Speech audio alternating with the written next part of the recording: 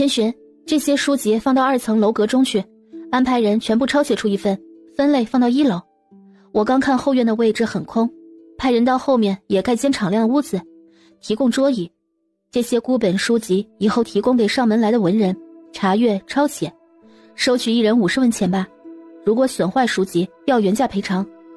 记住这个办法很好啊，50文钱是不是有些少了？陆远义说道。不算多，普通百姓也就有机会过来看看，而且50文中途离开也是要再次收费的。你们的陪嫁里有离这里不远的糕点铺子吗？记住，我和远景有一间糕点铺子，在后面一条街，不远。到时候书肆50提供糕点茶水，你们的铺子可以和书肆合作。七主，这样能行吗？能用50文进来的，想来也不会在这里吃东西。原意这样做可行，到时候来书肆的文人怕是不会少，外面的位子怕是坐不了多少人。要是没有座位，你觉得他们会中途离开吗？主君说的是。这些书籍既然是孤本，怕是很受欢迎的。远义，你们有喜欢的书籍可以拿回去抄写，原本都统一放到2楼阁楼里。多谢七主。苏月瑶又交代了很多事情给掌柜的，又确定了3日后会举行一场拍卖画作的会。几人忙到天黑才回到府邸，之后接下来2天，苏月瑶除了去了一趟文人馆，其他时间都在作画。一直等到第3日的拍卖会举行，那天苏月瑶并没有去，她忙了这些天确实有些累，她心里也有数，会拍卖多少银钱，最后也确实挣了不少的银子。苏月瑶把属于陛下的银钱装到了一个盒子，派人送进了宫里，交给陛下。7路书肆一瞬间在凤都彻底闻名了，特别受文人雅士的热爱。当后院盖好屋子后，提供可以看孤本书籍甚至可以抄写的地方的时候，书肆更是每日都有下人提前来给各自的主子排队，简直是一位难求。有些想要找事儿的人在看到书肆门前的牌匾是女皇御笔，也都明面上歇了心思，暗地里崔阳也安排禁军守着。一些家族看着书肆崔家如此护着，也都歇了心思。转眼就到了和大皇子成亲的日子。苏月瑶穿着一身喜服入宫见了陛下，陛下在御书房等着苏月瑶。作为一个母亲，陛下交代了她很多事情，更多的也是让苏月瑶好好对大皇子。陛下您放心吧，臣不会委屈大皇子的。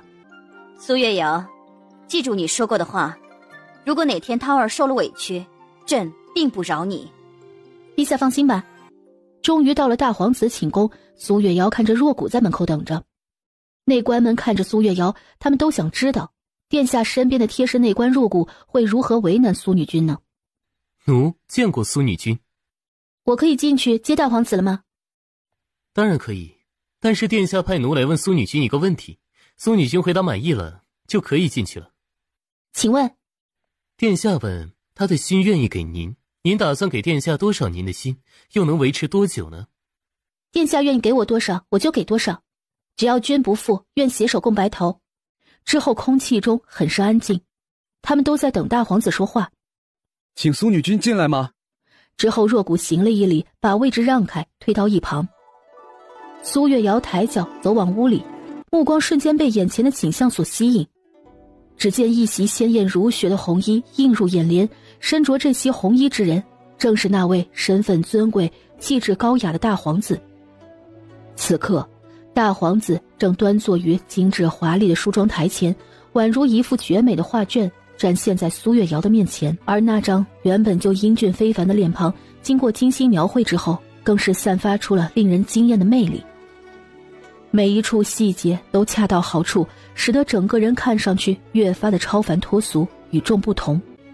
风君涛，我来娶你。风君涛静静地凝视眼前身着鲜红婚服的苏月瑶，心中不禁涌起了一股难以言喻的情感波动。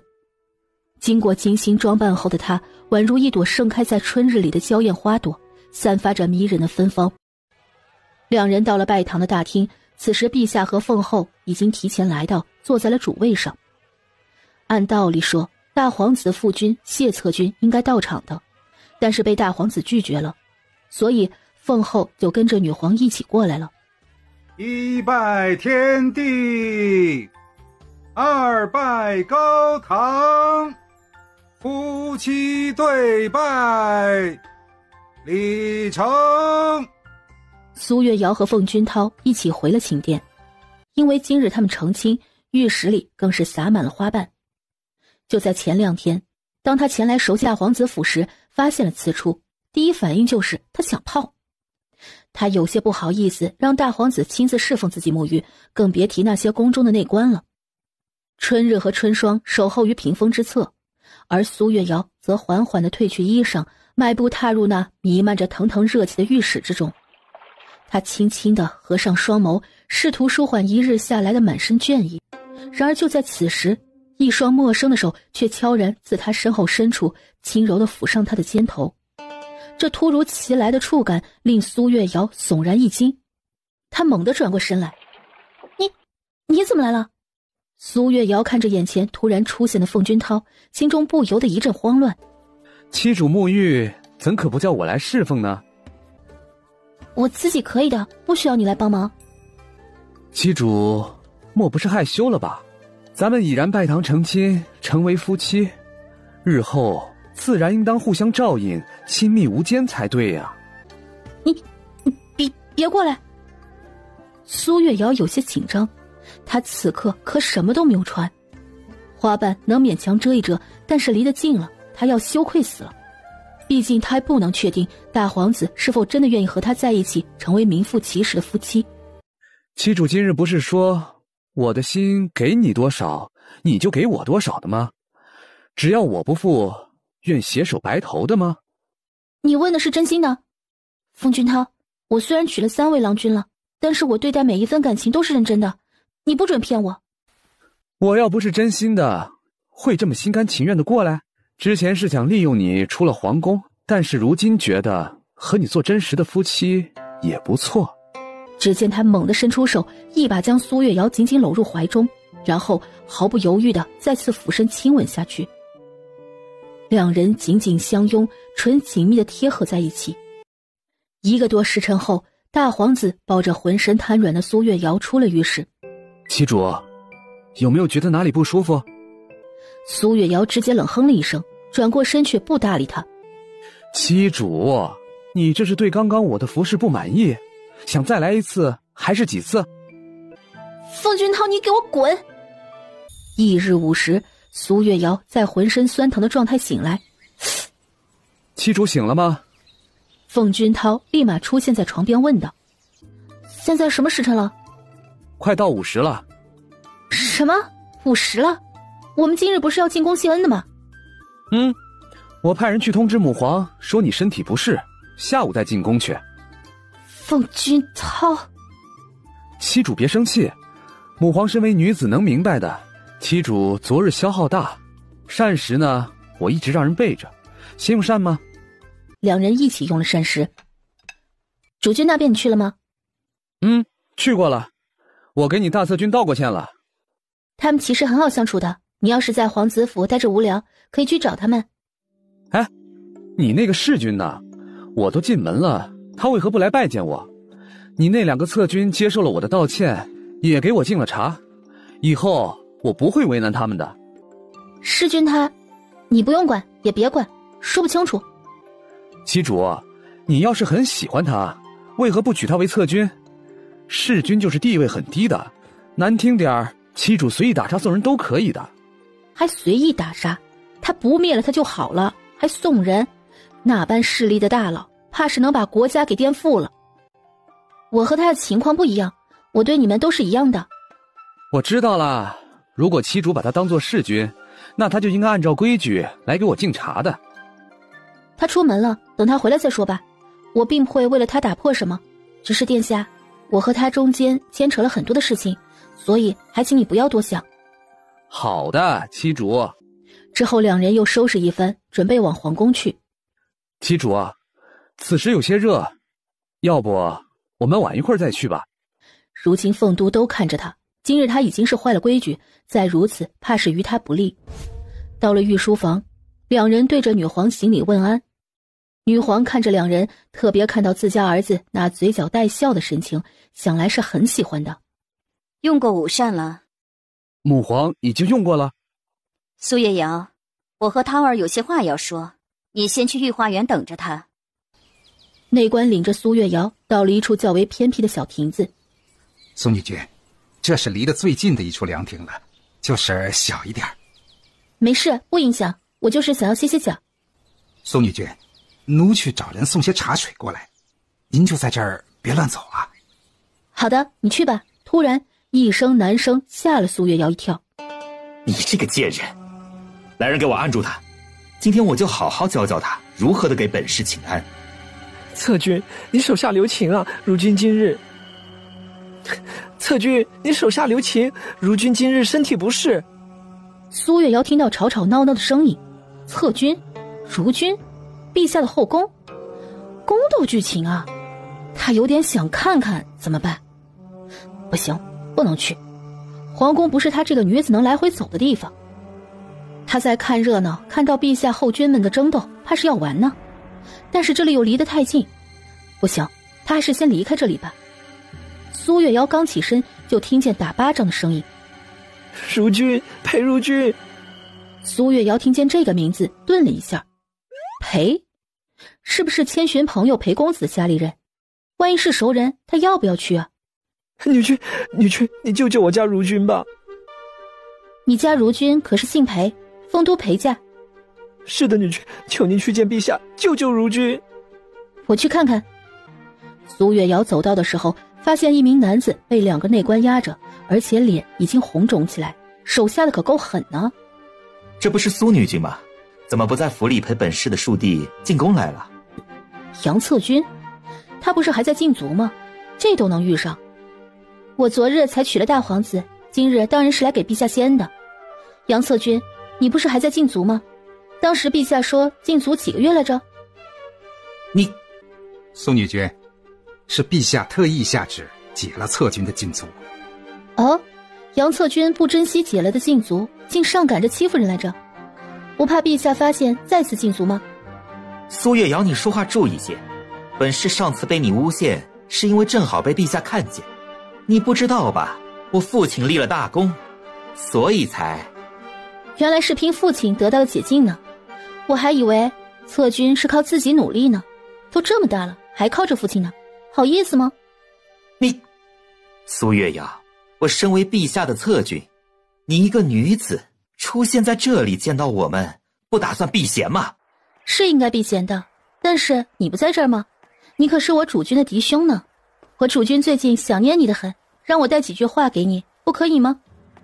杨千寻已经和杨家没有关系，连他那个姐姐也都从杨家分出去了。你带什么话给我？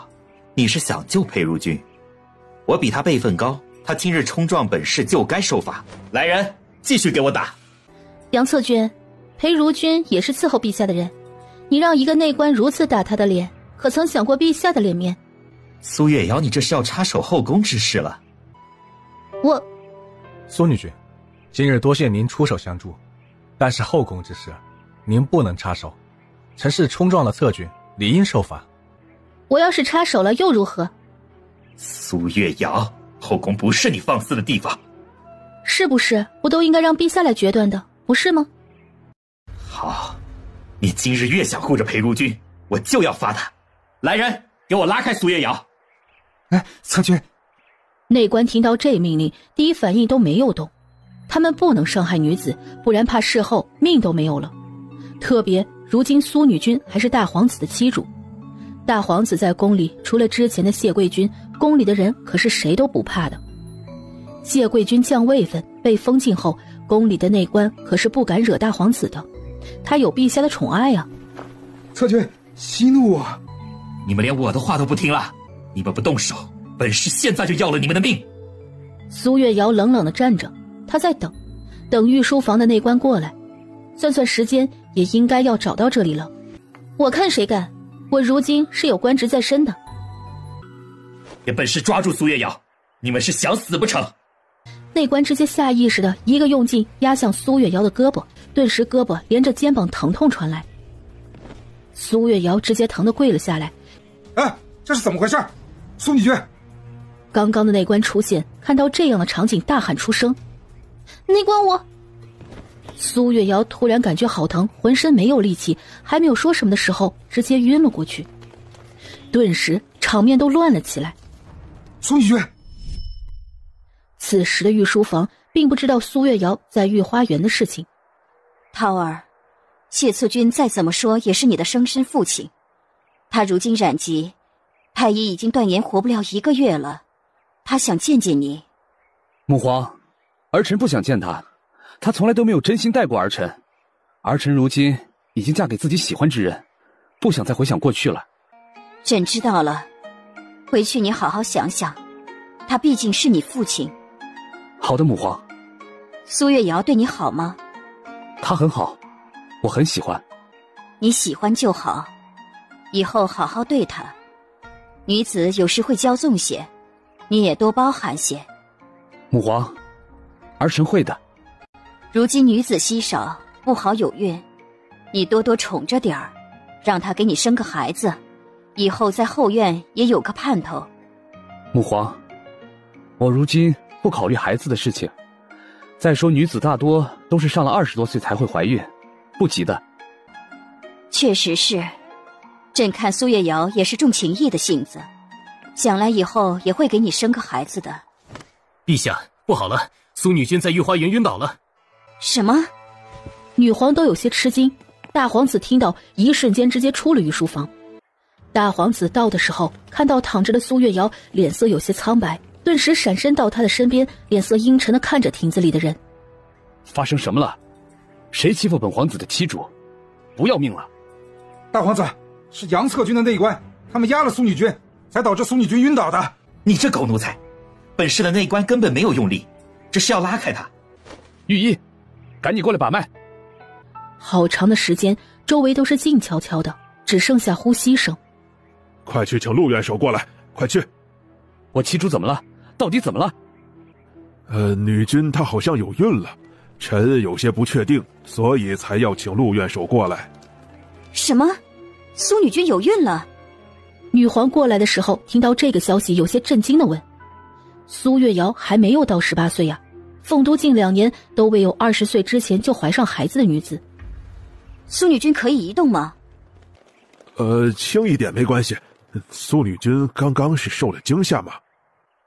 女皇此时才发现亭子一圈都是人，还有杨策军。涛儿，你先带着苏月瑶去你的寝殿，陆院守朕派暗卫送到你寝宫去。好的，母皇。大皇子轻轻地抱着苏月瑶往他的寝殿去。等大皇子走了，女皇坐了下来，看着地上跪着的人，很威严地说道：说吧，到底发生什么了？裴如君的内官把事情全都说了出来，女皇这才看到跪在亭子角落的裴如君，脸颊已经肿得很高了。杨策军，朕解了你的禁足，是因为你的父亲有功，出来就开始有劲儿折腾了。陛下，臣氏没有，是裴如君冲撞了臣氏。是你下令对苏月瑶动手的？臣氏。来人，把这内官拖下去杖毙。刚动手抓苏月瑶的内官害怕的大喊道：策军，您救救奴，奴都是听您的命令啊！策军。外面顿时传来内官的惨叫声和板子打在肉上的声音，整个亭子的内官都面如死灰。策军，看来上次你的教训还没有受够啊！传朕旨意，杨策军将尉如君，禁足殿中，无朕旨意不得出。今日跟着的内官全部入新者库。陛下，陛下！女皇看向裴如君，心想裴如君什么时候和苏月瑶有关联了？对了，那幅赏梅图是他进献的，想来苏月瑶是认识裴家的人，才出手相帮的。如君，今日事情因你而起，但你已经受伤了，朕不再过多处罚，回宫去吧。多谢陛下。福安，请太医给裴如君看伤。诺。这边大皇子抱着苏月瑶，脚步匆匆地赶回了寝宫。他小心翼翼地将怀中娇柔的人儿放置在了床上，生怕稍有不慎便会碰碎了他。大皇子静静地凝视着躺在床上的苏月瑶，目光中满是深情与关切。这边陆院守被暗卫抓着一路飞奔而来，两人刚到大皇子的店门口，羽衣立马上前说道：院守，我把出来的是喜脉，只是很弱，我不确定。哦，我进去看看。陆院守听到这里立马走了进去。大皇子，臣给苏女君把脉看看。是喜脉，苏女君有孕了，月份尚浅，不足1月，今日怕是受到了惊吓才导致昏厥的，臣这就开服安胎药。那她什么时候醒？1个多时辰以后，想来会醒吧。院守，苏女君好像手臂还受伤了，您看一下。她还受伤了？陆院守立马又看了苏月瑶的胳膊，胳膊扭伤了，但是如今她身怀有孕，怕是不能用药了，养几日就好。院守，我祈主她醒来，胳膊会不会疼？是会感觉有些不适，胳膊这2日不要用力。这时女皇陛下匆匆地赶到，众人立马行礼。叩见陛下。起来吧，确定苏月瑶是有孕了吗？回陛下，是，臣已经把过脉了。那就好，那就好。如今她昏迷可有事？陆院守把刚刚的话又说了一遍。陆院守，苏月瑶胎下未稳之前，你亲自来，特别是安胎药。好，陛下，那臣就先退下去熬药了。母皇，到底是谁对我祈主动的手？福安把刚刚内官招的事情简单说了一遍。涛儿，如今杨氏动不了，朕已经降了他的位分，禁了足。对苏月瑶动手的内官已经杖毙了。祈主，他为何会帮裴如君？当初朕知道苏月瑶是因为裴如君进献的赏梅图。裴氏如今掌权的是他的大外甥裴大公子，裴大公子和苏月瑶的主君是密友，这关系还是他刚刚过来时福安提醒的。唉，涛儿，今日也是意外，杨家如今不能动，谢家又虎视眈眈的，还希望你理解。母皇，儿臣明白的。你守着苏月瑶，朕特准今日让苏月瑶留宿宫中，朕先回去了。好的，母皇。不能动，只要不死，是不是就可以了？这边苏月瑶醒来的时候，一时之间不知道发生了什么，手轻轻一动，顿时感觉到有些疼痛。祈主，你醒了，手臂不要用力。陆院守说你的手臂扭了一下，这几日会有些疼痛。你有身孕了，昏迷了，你吓死我了。什么？身孕？是陆院守亲自把的脉。那这是谁的孩子？我不知道。大皇子被这话问得懵了一下，在他看来，只要是苏月瑶生的，也是要叫他一声父亲的，所以他并没有在意是谁的孩子。祈主留宿谁的房中服用助孕果了？我和主君宿在一起的时候会吃，但是有一次还吃了个药丸。那个药丸到底有没有助孕果的成分呢？他一直没有问星辰，而且星辰都离开10多天了，不是说女子有孕是谁的孩子，男子会发生孕反应吗？千寻也没有什么动静啊。祈主不用担心，不管是谁的孩子，想来大家都很开心的。七主能生一个，就意味着能生第2个。七主年纪还这么小，明日消息要是传出去，怕是世家又要。殿下，陆院守来送安胎药了。让陆院守来。苏女君醒了吗？先把安胎药喝了。今日我被一个内官压了一下胳膊，当时感觉一疼，之后就晕倒了，是不是伤着孩子了？没伤着孩子。苏女君，你先把药喝了，臣再给你慢慢解说。等等放凉一些，我一口喝掉。那好吧。陆院守，如今我能确定肚子里的孩子是谁的吗？可以。苏女君昏倒后，想来已经有郎君已经不舒服了。怀胎前2个月，郎君会出现呕吐、嗜睡、吃不下饭的症状。苏月瑶听到只感觉好惨呀，这还要吐1个月吗？我生的时候郎君会不会不舒服？他们会有一些疼痛感。直接来一个转移，怀孕还只怀5个多月就生了，全程不舒服的都让孩子他爹代替了。哎呦，真是天堂啊！现在苏女君的胎相不稳定，还有胳膊有些扭伤，最近要卧床休养。殿下，我想要出宫去，可以吗？他想立马见到杨千寻，看看他会吐吗？吐到什么程度？他真的有一些好奇了。这里真的是不科学啊，解释不了。苏女君，明日再出宫吧。是啊，七主，我一会儿就派人回去给主君和侧君他们说一声，让他们不要担心。那好吧，那只能等明日了。最后，苏月瑶喝了安胎药，没有一会儿又睡了过去。大皇子一直在床边守着苏月瑶，等到天彻底黑透后，让寝室的内官都退了下去。他换了身黑色衣衫，直接翻窗一个闪身，消失在了夜色里。他直接来到杨如君的宫殿里，宫殿门口已经被禁军围着。大皇子一个轻功闪身翻墙而过，守着的禁军也没有发现一丝动静。进入杨如君的寝宫，就听见了他打骂内官的声音：本是还是如君，御膳房怎敢只送这些东西来？是不是你们克扣了？今日跟着杨如君的内官全部被处置了，之前禁足也被陛下处置了一批，如今宫里的都不是杨如君自己的人，全部都是新派过来伺候的，所以并不惊心。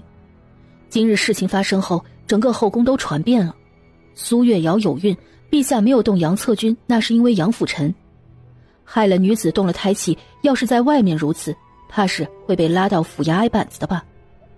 陛下也只是降了他的位分，禁了足，已经罚得很轻了。最后杨如君闹了好久才休息。大皇子静静地看着这场闹剧，等所有人睡着的时候，大皇子进去拿出刀，直接把杨如君的头发剃了。剃完头发后，捂着杨如君的嘴一个用力，杨如君的胳膊顿时直接折了。杨如君疼得睁开了眼睛，看着眼前的大皇子呜呜地叫：杨如君，管好你的嘴和你的手，以后看见我七主绕远些。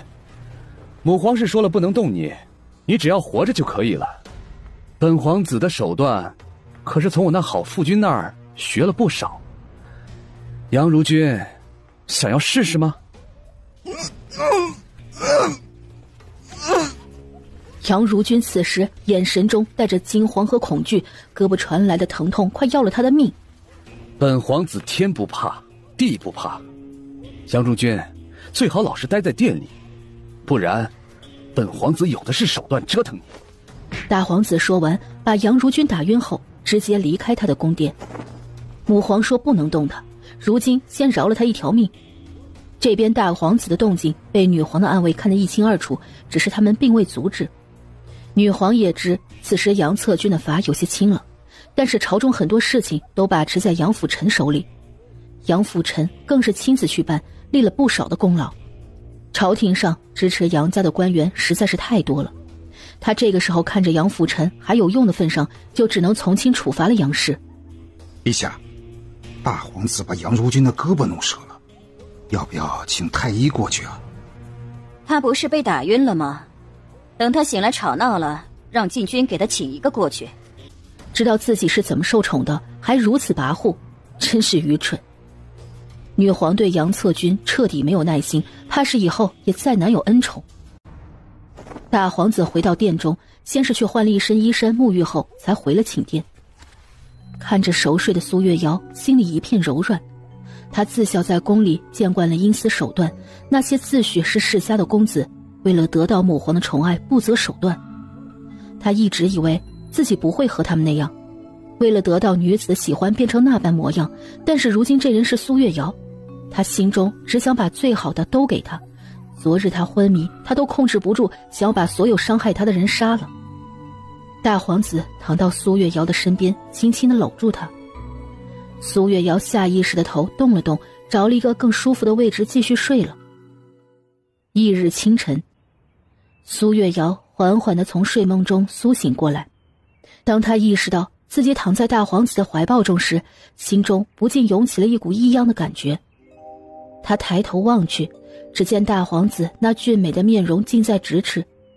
此刻的他紧闭着双眼，完全没有平日里那种令人畏惧的攻击性。妻主觉得我美吗？大皇子眼神中带着丝丝宠意，语气更是有些逗弄。苏月瑶一下子红了脸。凤君涛，你正常点。妻主，我们都坦诚相见过了，你这是还害羞呢？我才没有。哦，没有就没有吧。我真的没有。我知道呢，妻主如今是双身子的人了，先起来用膳吧。两人一起用过早膳后，陆院守又端着一碗药过来了。陆院守，我今日起来感觉很不错，要不药就别喝了。这药苦得很，喝得他舌头都不想要了。那可不行，苏女君，如今你身子还弱，要多巩固些，药是必须要喝的。妻主为了身子，快把药喝了吧。苏月瑶看着大皇子拿着勺子打算喂他，他苦着脸直接接过，一口气喝完了。这药真是太苦。妻主，吃块蜜饯就好了。陆院守，昨日多谢你帮我保胎了，我今日可以离开皇宫吗？苏女君，我再给你把个脉看看。苏女君的脉象还不错，可以回府了，但是要小心一些。哦，远义就在你后院，他的医术也不错，以后啊，让他每日给你把把脉。我呢，每7日会到府上去看看你。好的，院守。苏月瑶得知可以出宫后，就拉着大皇子去了御书房，给陛下说一声。陛下看到苏月瑶脸色比昨日好了很多，也没有再留她。毕竟一个女子住在宫里确实不合适。岳阳，如今涛儿嫁给你了，朕也把你看作半个孩子。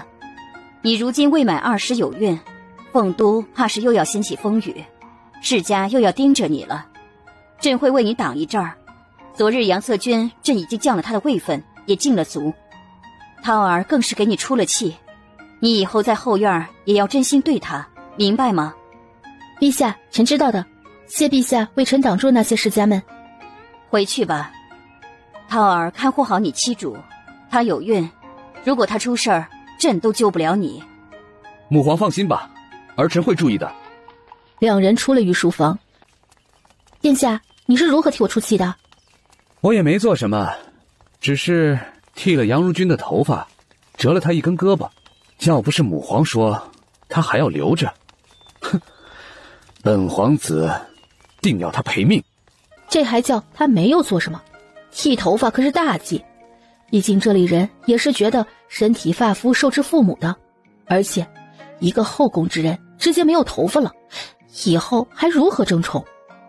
关键是还折了他的胳膊，这才符合疯批大皇子的手段嘛。他都有点喜欢了怎么办呢？多谢殿下为我出气呢。你是我的妻主，只能我欺负，哪能让旁人去欺负？是，以后我就靠着殿下了。两人回到府邸，刚进了大门，发现杨千寻和陆远义几人都站在不远处等着，甚至连崔义阳、荀浩轩和环妍希都在。你们怎么都在门口站着？累着可不好。七叔，你肚子里是不是有孩子了？远景。陆远义严声制止。是啊，有宝宝了呢。苏月瑶抬头看向杨千寻，发现他此刻脸色发白，立马走了过去。只是他还没有靠近，杨千寻就开始干呕起来。瑶。苏月瑶看着杨千寻捂着帕子在不停地干呕着，有些震惊。我操，原来都是真的！老天哪，快来给我解释解释，原理在哪里？妻主，主君这是有了反应，从昨晚开始他就一直不舒服，我给他开了药缓解了些，已经不吐了。但是没想到看到妻主主君的反应这么大。女子有孕，男子都或多或少的不舒服，每个情况都不同。芊芊她见不得我。妻主，话是如此的，而且这样也好，主君的反应越大，孩子就越好。阿瑶，我杨千寻刚想说什么，看了眼苏月瑶就继续干呕了。苏月瑶看着杨千寻如此难受，立马后退了些，说道：芊芊，我身子没事的，你要好好养着，你这样我会很担心的。哎呀，等你好一些我再看你。他去皇宫经历这一遭，他本来想着见到杨千寻好好和他说说话的，他一直对杨千寻最为依赖，没想到他见不得他。好的，阿瑶，你没事我就放心了。你们怎么都来了？我身子没有什么大碍的，昨天是个意外。苏女君，一会儿我们坐下说。如今你有了身孕，今日整个凤都都传遍了。是吗？这么快的吗？如今女子有孕是件大事儿，陛下也不能瞒着。宫里的事情我已经知道了。好吧。到了主院会客厅，杨千寻因为见不得苏月瑶，就坐在了旁边的屏风后。大皇子坐在苏月瑶身边，其他依次坐了下来。杨，你的意思是，凤都那些世家又有想要嫁给我的了？是啊，如今世家的女子很少有孕了，除了主君的姐姐怀有身孕外，整个凤都不足50人，而这50人中30岁的占一大半，剩下的10几人也都在25岁以上。这些女子都不是大户世家的，有些世家如果女子再不有孕，怕是要绝嗣了。很多大臣世家都上奏女皇，想要女子生下男儿的跟男子姓。殿下不会同意了吧？要是如此，怕是女子就要不停地给世家们生孩子了吧？陛下并没有同意，但是如今朝堂上还是有人在上奏，所以我觉得再过几年女子有孕率上不去，陛下也是会同意的。毕竟一个国家的安稳很重要。苏女君如今年纪还未满20岁，世家中与你年纪相仿的男子有很多，他们怕是会给您送人，这样如果几年后政策下来了，他们的家族又多了一份血脉。旗主，母皇已经答应替你挡一挡的，你也先别担心。但是陛下能挡多久呢？只是我有了身孕，你们是等我生下孩子再嫁过来，还是？苏女君，如今看着你的人很多，我想早日进府，这样也能保护你。我也是。我也是。那好吧，回头我和主君商量下，再去你们家中拜访，定下婚期。苏月瑶没有矫情，毕竟早晚都要娶，确实娶了他们，他还能更安全一点。几人听到后，脸上有一丝开心的神情。崔阳更是走的时候给苏府外留了一队的禁军，也能震慑一部分人。大皇子本身也是有护卫的，也都全部守着。殿下，大策军来了，说是给女君的药膏准备好了。让大策军进来。旗主，这药膏我避开了女子有孕不能接触的药物，效果会弱一点，但会让旗主觉得舒服些。元医有心了。殿下，你把药膏均匀地涂抹到旗主受伤的地方就可以了。我知道了，旗主这里有我，大策军回去忙吧。好的，我先回去了，我再试试能不能做出更好效果的。对了，旗主，你上次说的助孕果的汁水里面有没有缓解身体疼痛的效果？我最近一直在试，用到小动物身上是有效果的，但是在女子身上我不确定。我知道了，那这药丸是不是不能做？女子也没法去尝试。女子娇贵，哪个家族愿意让女子试药？即使女子愿意，朝廷也不会同意的。我再完善完善吧，里面加的都是些滋补的药物，只要无毒，想来女子是可以服用的。好。旗主为何觉得助孕果有缓解身体疼痛的功效？这个不太方便说，我之前在和主君同房前会吃，第2日起来身子很少感觉到有不适的情况。助孕果还有这个功效？用不用把这个消息给母皇说一下？先不用吧，毕竟这个是我个人的猜测，关键是即使助孕果里有缓解女子身体不适的情况，也没有什么用。如今女子同房为了子嗣不都在吃吗？他其实更想要等星辰回来问问，他给他吃的药丸里面到底有没有助孕果的汁水，最关键的是那个药丸会不会有助孕的效果。好，那旗主我来给你抹药吧。我自己可以来的。肩膀和胳膊又在身后，旗主背后还长了手不成？远在边城的星辰此刻刚处理了一批有异心的叛徒，甚至查出来叛徒和其他国家的联手。星辰，你就不能歇歇吗？再说这边城要是乱起来，也是凤鸾国女皇的事情，你为何非要解决呢？还有，你的身子这2日是不是不舒服啊？我没事，赤沙阁不参与朝廷的任何事情，但是绝不能有人和敌国联合，战乱的锅也不能让赤沙阁背上。好吧，我明白了。但是你不看看你的脸色有多苍白，你这么赶就是想早点回凤都去见苏月瑶？当然要回去，我已经嫁给他了。星辰，你别给我说你是为了他的生身父亲的恩情，这么多年你为了报仇没日没夜的训练扩大势力，给他生身父母报仇了，你不欠他什么，他也不欠你。以你如今的能力，为何非要嫁给他当个弑君呢？你找一个女子独自和他相守不好吗？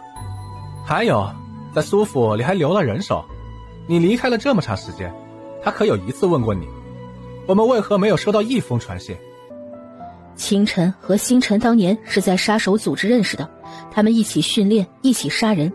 清晨更是给星辰挡过致命伤，所以2人是相伴10余年，过命的交情。清晨如今替星辰处理了大部分的赤沙阁事务，清晨也是被父母遗弃的孩子，又见识太多女子恶劣的行为，所以一直对女子很是讨厌，特别是讨厌女子见一个娶一个的行为。他知道星辰之前的事情，所以他一直都不同意星辰以报恩的方式嫁给苏月瑶。星辰也知道他的想法，在他嫁人的时候特意把清晨给支开了。这将近20来天，清晨是无时无刻想要星辰不要回凤都的。在他看来，自己的兄弟就值得只和一个女子2人相守，但是每次说到这里，星辰都逃避不搭理他，气死了。他这次出来时间确实太久，他有种迫切想要见到苏月瑶的心。清晨，你留下处理这里的事情吧。星辰，我们相识10余年了，你这嫁了人就不让我跟着你了？是谁说要和我做一辈子的兄弟的？当年他替他挡下那致命伤，被医老救治的时候，他不知怎么就说出来，只要他不死，以后2人就是一辈子的兄弟。每次遇到事情都会拿这事儿说事儿。我和苏月瑶情况不同，你要跟着我就不能挑刺，知道吗？我挑过什么刺？我可比你好相处多了，整日就摆着一张面无表情的脸，又冷冰冰的。既然你非要嫁给他，那我可要看看苏月瑶怎么和你这张脸说话的。之后2人一路往凤都赶。这边的苏月瑶一直睡到晚上才醒，动了动胳膊，发现舒服多了。陆远义的医术是不是又高了？七主醒了就起来用膳吧。好啊，主君他们用过膳了吗？主君还是有些不舒服，让人传话就不陪七主用膳了。大策军和二策军在药房里没有出来。芊芊这要吐这么长时间，身子会不会受不住啊？大策军已经在想办法了，想来主君过2日会好一些的。希望吧。2人一起用了膳，苏月瑶在软榻休息了一会儿，就想起身去院子里散散步。睡了一下午，他都不想躺了。七主，陆院守让您这2日卧床休息。我躺了一下午了，身体都躺酥了，我想去院子里散散步。七主先把药喝了，我就答应让你去院子里。苏月瑶看着若谷端着的药，下意识的就觉得自己的舌头是苦的。七主。苏月瑶深吸一口气，接过药，一口气喝了下去。喝了药的苏月瑶也没能散步，因为是大皇子抱着她的。接下来2日，苏月瑶都在府里养胎。由于有孕，连文人馆都可以不用去了。唯一让她郁闷的事情就是她不能往杨千寻身边凑。杨千寻看到她就吐得死去活来的，所以2人说话总是隔着屏风。苏月瑶有孕的消息传出去后，整个凤都的世家几乎是全部送上了拜帖。苏月瑶谁都没见，一直关着府门。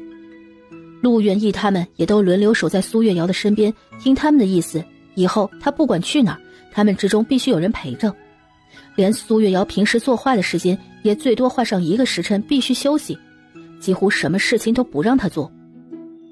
此时苏月瑶躺在院子里的软榻上，看着院子里开着的花，有些无聊的打着哈欠。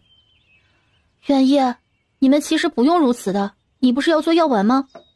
七主，你的身子重要，我们都安排好了。芊芊还一直吐吗？主君的反应有些大。七主，其实我觉得你这胎怕是个女孩，所以才……我生男生女，男子反应不一样。之前是有这个说法的，只是不明确。关键是七主的喜脉有时候强，有时候弱。我还是第一次拔出这样的脉象。我已经派人去请陆元首了，让他再把脉看看。苏月瑶此刻已经麻了，这个世界奇幻的事情太多了，他已经不能用科学解释，那就顺其自然吧，也别乱想了。也就再过4个多月，他就会生了。你安排就好。远义，我的肚子什么时候变大？七主肚子到2个月的时候会隆起，之后每个月肚子会慢慢长大的。女子有孕，一般前2个月肚子刚隆起的时候还会出门，但是2个月之后几乎都是在府上养胎，很少能见到。那接生孩子谁接生？如今都是请的女子大夫接生的。之前女子生产都是家中女性长辈在产房看着，男大夫在屏风外守着。那个远义，女子生的时候会不会很疼？七主，这个放心的，不疼的。女子生孩子最多1个时辰就会生出来，而且女子生育过后，肤色还有身体都会变得很好。苏月瑶听完陆远义的话才想起来，这里的女子生孩子确实不疼，听说还排毒，希望等她生的时候也是如此吧。下午的时候，陆院守过来了，麻烦陆院守来一趟了。哎，应该的，苏女君就不必客气了。来，我给你把脉看看。奇怪呀，苏女君，你的脉象为何一会儿弱一会儿强呢？老夫也是头回遇到这种情况。哎，元烨，你是不是也把出来了？是的，陆伯父，我这2天几乎早晚都给七主把脉的，我觉得不对，才去请您过来看看。但是苏女君的胎儿发育是没有问题的呀，脉象即使是弱的，胎象却很稳固，这究竟是怎么回事呢？伯父，那我们先观察看看吧。苏月瑶听见2人说的话，心里一跳，她总感觉会发生不好的事情。脉象不都是一样的吗？听他们的话的意思还不对劲啊。七主，你别担心，我们都觉得胎象很稳，孩子是没事的，脉象有可能有其他原因。好，我知道了。之后陆远义和陆院守去了药房，陆远景就陪在苏月瑶身边。七主，你这是怎么了？怎么闷闷不乐的？说不上来，总感觉有事要发生。七主是担心自己脉象上的事情？那倒没有，你们都说肚子里的孩子很好，脉象有问题就有问题吧，每个人的情况都不一样。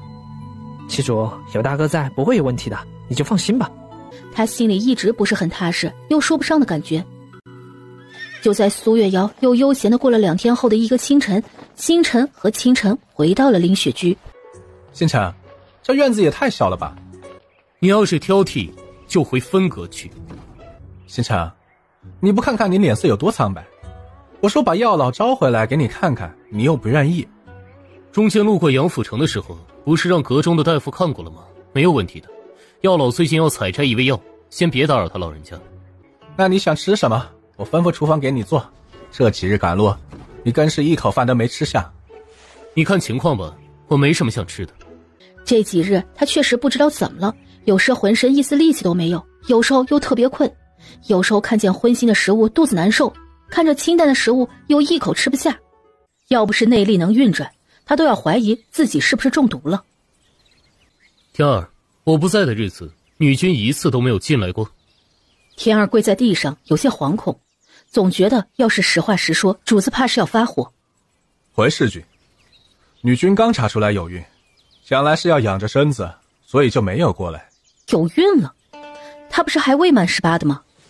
为何要养身子？是胎象不稳。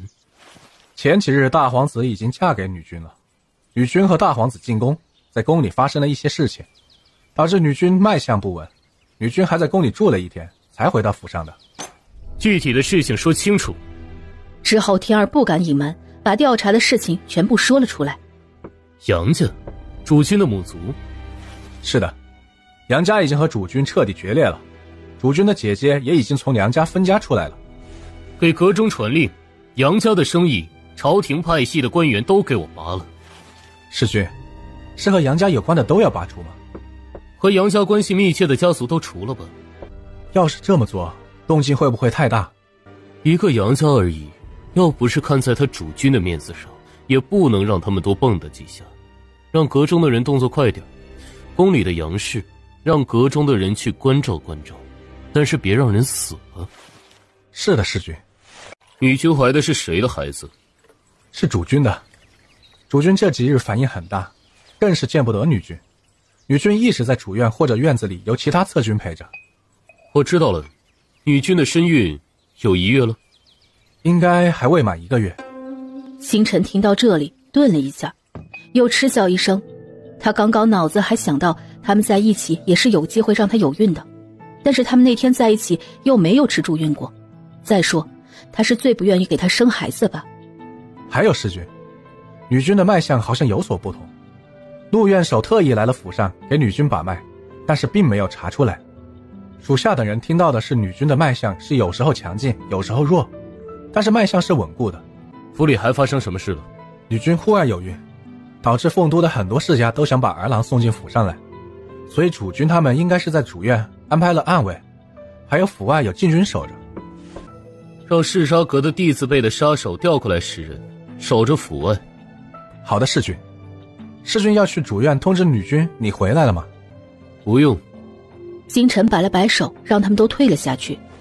他如今有了身孕，脉象还有些问题，想来也不想见他，让他多潇洒几日吧。星辰，你一回来就知道问他的消息，赶紧休息会儿，把粥喝了。你熬的粥？不然呢，我还做了一些利口的小菜。之后星辰喝了一口粥，带着笑意说道：确实是你的手艺。尝尝小菜。也许因为是清晨特意做的，星辰整整的喝了2碗粥。星辰，你去请药老来凤都一趟吧。你想清楚了？我就说你这身子确实要看看，武功这么高的人，怎么突然不舒服，还一点征兆都没有，不可大意的。不是给我看的，苏月瑶有孕了，脉象有异。我不去，我才不会把药老请回来给苏月瑶看呢。你不去也行，我给阁中传信也是一样的。本来我还打算顺便让药老看看我的身子的，还是算了。我去，我把药老请回来，你老实给我待着，到时候让药老好好看看。我知道了，你直接出发吧。星辰，我才刚回到府上，我还给你亲自煮了粥，你一天都不留我，不让我休息休息？我可是陪你日夜兼程赶回来的，你会不会太过分了？还好吧，毕竟你早去，我能早日让药老看看我的身子，不是吗？哼，你敢说你不是为了苏月瑶？是又如何，不是又如何？你去还是不去？算你狠！哼，你好好照顾自己，这些小菜配方我已经交给小厨房了，你要是想吃，让他们做，我走了。之后星辰把刚刚喝的粥给吐了出来，还是一样的难喝，小菜味道倒是能下咽。以前只觉得不能浪费他的心意，如今觉得这心意不要也罢。天一恭敬地端了漱口水给星辰，星辰漱了口，起身说道：让厨房再做一些膳食送过来。好的，世君。星辰忍着不适，简单吃了一些，沐浴过后准备休息一会儿。日夜赶路，他确实也有些疲惫的。今日是大皇子陪着苏月瑶的，此时苏月瑶正在池子旁边喂着大鲤鱼。大皇子的院子确实很不错，他今日看到有专门喂养的大鲤鱼，开心极了。一个黑衣暗卫出现在角落，对着大皇子说了几句话就离开了。七主那的侍军竟然回来了，而且院子里还有高手守着，他的暗卫都进不去，有点意思了。这侍军之前没有回来，暗卫去的时候可是一点都没有发现问题。之前让暗卫查这侍军，愣是一点有用的信息都没有查出来，只知道此人自己来到府上见了主君他们之后，苏月瑶纳他成了侍军。七主，侍君今日应该是回来了。苏月瑶听到顿时一僵，好日子到头了。大皇子观察着苏月瑶的神情，发现她的表情怪异。殿下怎么知道的？我的暗卫没事会守在府上的。今日发现弑君院子有人进去，关键是皇家暗卫竟然靠不进弑君的院子。暗卫说是有高手。七主，你那的弑君不简单呐。也许吧。殿下听我一声劝，以后暗卫不要靠近他的院子，千万别招惹他。七主，我就好奇，什么人让你一听到就紧张呢？他是不是要来拜见我这个平夫？他之前是很好奇大皇子和星辰对上会发生什么，但是现在他一点都不想知道。星辰的势力撼动不了，他能做的就是减少冲突。这个再说吧，世君外出办事，想来也要休息休息，就不要去打扰他了。七主就这么喜欢他？放心，本皇子很大度的，不会委屈刁难他。去，请弑君过来。七主，你就这么担心他、心疼他？都说他长得俊美无瑕的，那和本皇子相比呢？苏月瑶生无可恋地看了他一眼，他哪是担心星辰啊，他是担心你这位大爷啊。他如今只希望星辰不要来，又或者一会儿他直接抛弃大皇子认怂，再或者他就看着他们两个会发生什么，再决定一会儿怎么办。他确实是想见见这位弑君。男子嫁人一般情况下和妻主说明情况是可以出门办事或者做生意之类的，但是明显这位弑君并不是。他的院子没有一位是苏府的下人，主君他们对弑君也是不管的状态，特别是苏月瑶的反应几乎都是让他别管，刚刚甚至是别去招惹。他倒是要看看这弑君到底是何方神圣。这边星辰刚沐浴完，正打算休息一会儿的时候，若谷到了凌雪居。星辰听到后嗤笑了一声，他都想先不见苏月瑶了，没想到竟送上门了。大皇子是吗？既然大皇子想要见本弑君，本弑君岂有不见之理？星辰出现在院子门口的时候，若谷立马行了一礼，当抬头看向星辰的时候，直接愣了一下。好美的人呐，翩翩欲仙的，这还是他见过比大皇子还绝美的公子。宫里的弑君们都难有这样绝色和气质。大皇子要见我，你不带路吗？若谷被这冷意吓了一抖，立马低头行礼带路。这气势比他的主子还冷，他都觉得主子见他怕是不好善后了。等到星辰到了的时候，苏月瑶抬头看向他，发现他脸色有些苍白，身形有些消瘦。这人消失20来天去干什么了？大皇子也在打量星辰，这长相他看了都有些心动了，怪不得妻主这么喜欢。见过平夫。星辰行了一个屈膝礼，只是大皇子并没有说话，而是静静地看向他。星辰虽然行了礼，眼神中没有一丝好奇疑惑，更是对大皇子的样貌不感兴趣。之前她嫁给苏月瑶的时候，她要娶的郎君嗜杀阁都有资料，两人甚至视线相撞都没有一人退缩。苏月瑶顿时感觉空气中带着火花，她直接缩了缩脖子，她更怕这火一会儿烧到自己的身上。大皇子一直都没有让星辰起来，空气都凝固了。苏月瑶的冷汗都要出来了，一会儿这屈膝的星辰会不会事后折腾他呀？弑君起来吧。妻主这是心疼侧君了，我还没同意呢。苏月瑶顿时不说话了，这两人说实话他都惹不起。星辰保持屈膝的姿势一直没有动，但是苏月瑶还是有点紧张，冷汗都流了下来。这厮可是杀手头子呀！起来吧。谢平夫。弑君长得倒是绝色，难怪这么招妻主喜欢呢。妻主都心疼紧张你了呢。我去，大皇子啊，你是真勇啊，敢调戏杀手头子了。弑君这是不喜欢本皇子吗？平夫叫我过来有何意？他感觉他见到苏月瑶后身子更不适了，心口有些闷，甚至有些反胃。你一个弑君在我进门后不应该过来请安敬茶的吗？我看弑君的气度不像是平常男子应有的气势呢。那我刚刚给平夫请安了，可以离开了吗？因为他觉得他的内力快要压不住身体的不适。世君，茶可是还没有敬呢。机主，这茶我要敬平夫吗？顿时两人都看向缩在躺椅里的苏月瑶。七主说，世君要不要给我敬茶呢？应该是，可能是要的吧。是吗？咱们都是一家人，星辰，你把茶给大皇子吧，毕竟他身份高。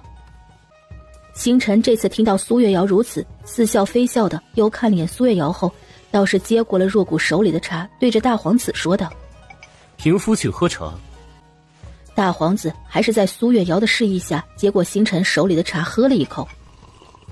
世君还没有回答本皇子的话呢，你到底是什么人？我是什么人和平夫没有关系，七主知道不就行了吗？而且平夫想知道我的身份，怕是也不够格。本皇子不够格，但是我要你必须说出来呢。那我就不奉陪了。大皇子突然出手拦着要走的星辰，星辰也一瞬间反击，之后院子里两道身影刷刷的。苏月瑶看着动手的两人，顿时有些头疼了。他要不要拦呢？大皇子震惊星辰的武功，他的武功早年是母皇特意给他选的江湖上有名的高手学的，这弑君的内力怕是比他还要深厚，因为他能感觉出来他并没有用全力。你们别打了！但是眼神还是有些兴奋地看着两人对招，毕竟这样的高手对招平常见不到的。身边还有皇室的暗卫，想来应该是大皇子不会受伤的吧。两人就这样打了半个时辰都没有停手，院子更是一片狼藉。又半个时辰，你们两个要不要歇歇再打呀？这时杨千寻和陆远义、陆远景过来了。阿瑶，怎么回事？七主怎么回事？芊芊，你站在院子门口吧，他们还在切磋武艺呢。陆远义看着两人打斗，有一瞬间的吃惊，他们的武功好高啊！七主身边都是高手，没有进门的崔副统领还有玄浩轩，武功怕是也都不弱。七主不用拦着吗？我拦不住。我去拦一下吧。别，我看他们武功很强，你别误伤了。七主没事，我有分寸。陆远义之后一个闪身出现在两人中间，大皇子和星辰顿时同时收手，但是还有掌力散出一些，陆远义身形往后退了一步，确实很强啊。远义，你没事吧？你们都别打了。当苏月瑶站在星辰和大皇子中间的时候，星辰再也忍不住，直接开始干呕起来。此时苏月瑶离院子门口很近，杨千寻也有些不适，开始干呕起来。顿时空气突然安静了。苏月瑶看向杨千寻，又看向星辰的样子，像是雷劈了一样。我为什么会吐？远义，我肚子里有没有可能是两个孩子啊？七主，凤鸾国已经20-30年不曾出现过双生胎了，怪不得七主的脉象会是一强一弱的，原来是七主怀了双生胎。顿时所有人都震惊地看向苏月瑶。星辰，你告诉我，你给我吃的缓解身体疼痛的药丸里面是不是有朱院果的汁液？星辰被苏月瑶抓着，脸色很是苍白，身体很是不适，他努力的不让自己干呕出来。你说话呀！你怎么得到我的？怎么威胁我的？怎么对我的？你还想要让我给你生孩子？我宁愿死了也不给你生！你这个混蛋！苏月瑶的手直接扇了星辰一巴掌。阿瑶，冷静一些，冷静一些。阿瑶，七主。其他三人都被苏月瑶的崩溃给吓了一跳。星辰脸上呈现复杂的情绪，他后退一步，咬牙忍着反胃说道：我不知道，那药丸是嗜杀阁的药老研制的，对女子身子很好，特别能缓解女子和男子在一起后身子的不适。我如果知道它能让你有孕，我不会用。你混蛋！你这个混蛋！你这么说就让我相信了吗？你是不是故意的？故意让我同时有了主君的孩子和你的，这样我就打不了他了，是不是？星辰看着有些崩溃的苏月瑶，忍着没有动，但是反胃的呕吐感让他紧紧地咬着牙关，没有把苏月瑶推开。阿瑶，阿瑶，冷静些，阿瑶。苏月瑶的手不停地打着星辰，每一下都用了最大的力气，其他人甚至都不敢拦一下。阿瑶，七主。最后陆远义看苏月瑶如此崩溃，再这样下去怕是有危险，直接点了他的穴位。苏月瑶直接倒了下来，杨千寻立马护着苏月瑶，几人也都上前扶住两人。大皇子直接伸手抱住了苏月瑶，往寝殿走去。雪翼，你去守着阿瑶，千万别让阿瑶出事了。说完他又干呕了几下，才压下那反胃的感觉。主君你先保重身子，七主那边我们会照顾好的。陆远义说完就去追了大皇子。星辰，你到底对阿瑶做了什么，让这么好的人如此？你拿我们的性命威胁阿瑶了吗？杨千寻眼神不善地看着他。星辰此刻有些恍惚，他真的不知道那个药丸是有助孕的效果。她嫁给苏月瑶其实就没有打算让她给自己生孩子的，她之前甚至不觉得自己会一直对苏月瑶感兴趣，等到没了兴趣就打算离开这里。像她这么冷心冷情的人怎么配有孩子？但是她离开这20几天总是会想起他，每想到他都会让他身心有种安定的感觉。刚刚他崩溃的样子让他的心被捏碎的感觉好疼好疼。自从父亲离世，他的心就没有如此疼过。明明他受过很重很重的伤，快要死掉的时候都没有这么疼。星辰，你说话呀！你威胁阿瑶了什么？你对他做了什么？主君这么聪明，能猜不出来他不是之前的他吧？我当时用了手段逼他承认了，他心里怕是恨死我了。当时的我不在乎，之后我又要求他必须像对你们一样对我，中间七主还是不配合，我又用了些手段，七主就乖乖的了。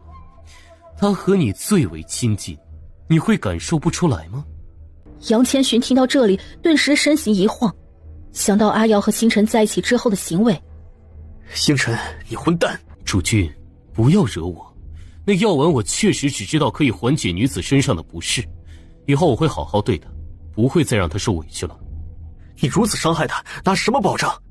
是我的错，我们就不该劝七主娶了你，给你伤害她的机会。主君，你觉得你们能拦得住我吗？以武功来说，刚刚要不是我身子不适，部分内力压着，大皇子能和我打那么久。想知道我的势力吗？嗜杀阁，知道吗？七主可是为了你们委曲求全的。知道我为何出门20多天才回来的吗？因为边城有人私自和敌国私通，如果不是我的阻止，边关怕是已经起了战事。所以主君管好其他人就行，我不是你们能管的。你已经有这么大势力了，为何单单非阿瑶不可？你们又为何如此爱护他？主君，我只能说以后我会好一些对他。还有主君，七主他不说这些事情是为了什么？因为他的心里想要护着你们，他怕你们知道后会心痛。如今七主怀了双生胎，外面世家知道会如何？凤鸾国已经多久没有出现双生胎了？我能护着他，甚至是让他随心所欲的生活。星辰说完就直接闪身离开了。杨千寻看着星辰离开后，直接气急攻心，吐了一口血。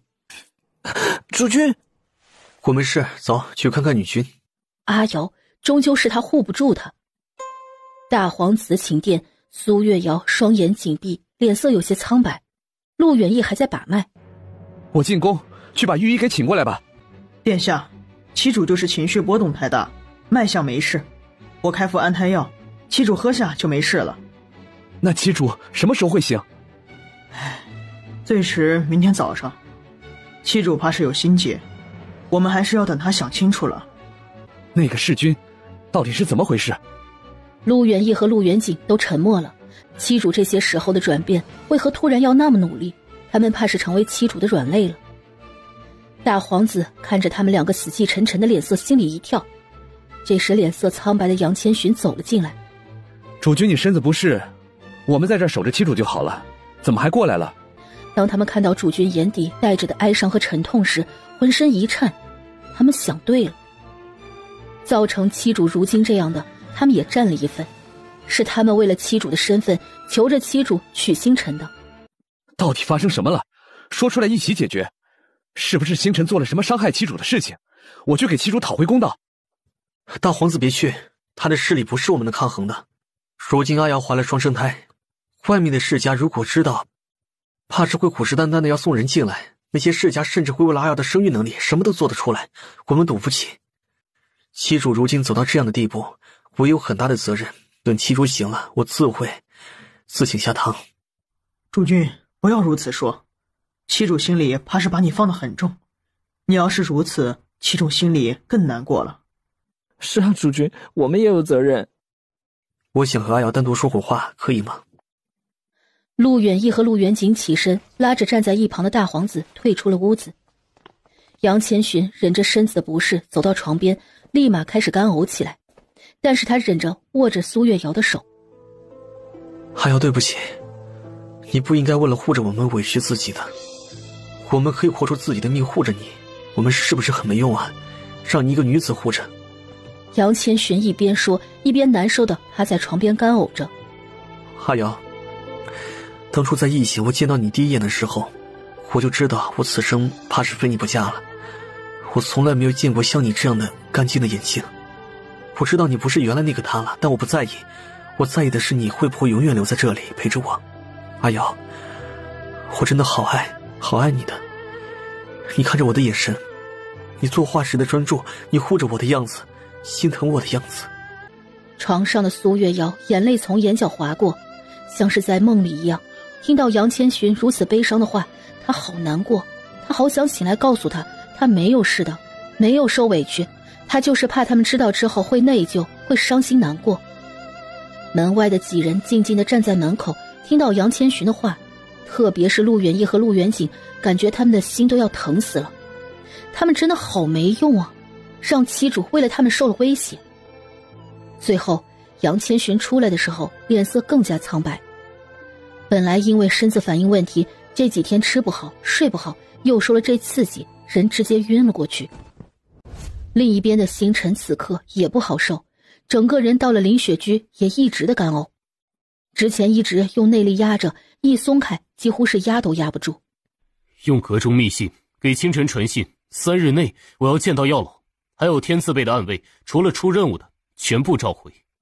世君，是凤都天字辈的杀手都召回吗？地字辈的今日开始暗中观察凤都各个世家的风向，有任何关于女君的事情全部报过来。好的，世君，属下这就去安排。星辰起身进了屋后，坐到床上沉思下面要如何安排。翌日清晨，苏月瑶醒来的时候，脑子里出现的都是昨日发生的事情，手轻轻地放到肚子上。这是老天给穿越女的福利，别人不好有孕，让她上来就怀了2个，她又该如何对星辰？芊芊在她床前说的话她都听到了，他们怕是知道了星辰对她做的事情。她昨日知道肚子里有星辰的孩子后，真的没有忍住。星辰那样冷性情的人，要是对孩子不好怎么办？难道以后还要继续装下去？那样怕是他会先疯的吧。守在床边的陆远义和陆远景在苏月瑶醒来的时候立马反应过来，只是他们看着苏月瑶在想事情，就一直没有出声。妻主，你醒了吗？有没有哪里不舒服？我没事了。你们守了我一晚吗？没有，大皇子守了前半夜，我和远景后半夜才守着你的。我没事，昨日我有些激动了。远义，你们不要多想，知道吗？妻主是不是想要一直瞒着我们？我们不想让你受委屈。我不委屈的。昨日芊芊在床前说的话我都听见了。星辰刚开始是威胁了我，是对我做了一些事情，但是他从未真正的伤害于我。我希望你们都好好的，以后我会给你们生属于你们的孩子，一家人都好好的。妻主对不起，我们不该劝你娶星辰的，不该的。娶了他也没有什么不好，如今我有了他的孩子，他的势力怕是要护着我们了，不然我就威胁他不给他生孩子。妻主，我们不要他的势力，我们只想要妻主开开心心的。他也想开开心心的，可是哪儿那么容易呢？女子越来越稀少，一个100年1000年的世家怎么会任由自己的家族绝嗣？她如今未满20有孕就够轰动的了，再爆出怀了双生胎，可想下面会发生什么。芊芊呢？她身子好些吗？我想见她。七主，主君很自责，昨日和你说过话后晕倒了，如今在隔壁偏房休息。我现在去看看她。七主，你昏睡这么长时间，先起来用膳吧。主君我把过脉了，心理郁结导致的，再加上身子不适才会晕倒，多让他休息会儿也好。那好吧。七主，主君昨日说了他要自请下堂，七主。我不同意，主君的位分在任何时候我都不会动，等他醒了我会亲自和他说。他发现昨日把星辰打了一顿之后，他心里好受很多了。苏月瑶看了看自己的手，一个那么大的势力杀手头子被他扇了2巴掌，想想都觉得不可思议啊。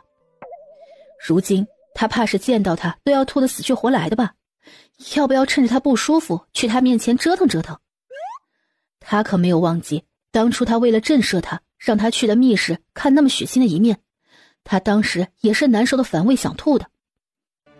用过膳食后，苏月瑶让陆远义和陆远景回去休息。七主，你要去见主君吗？我想见芊芊呢。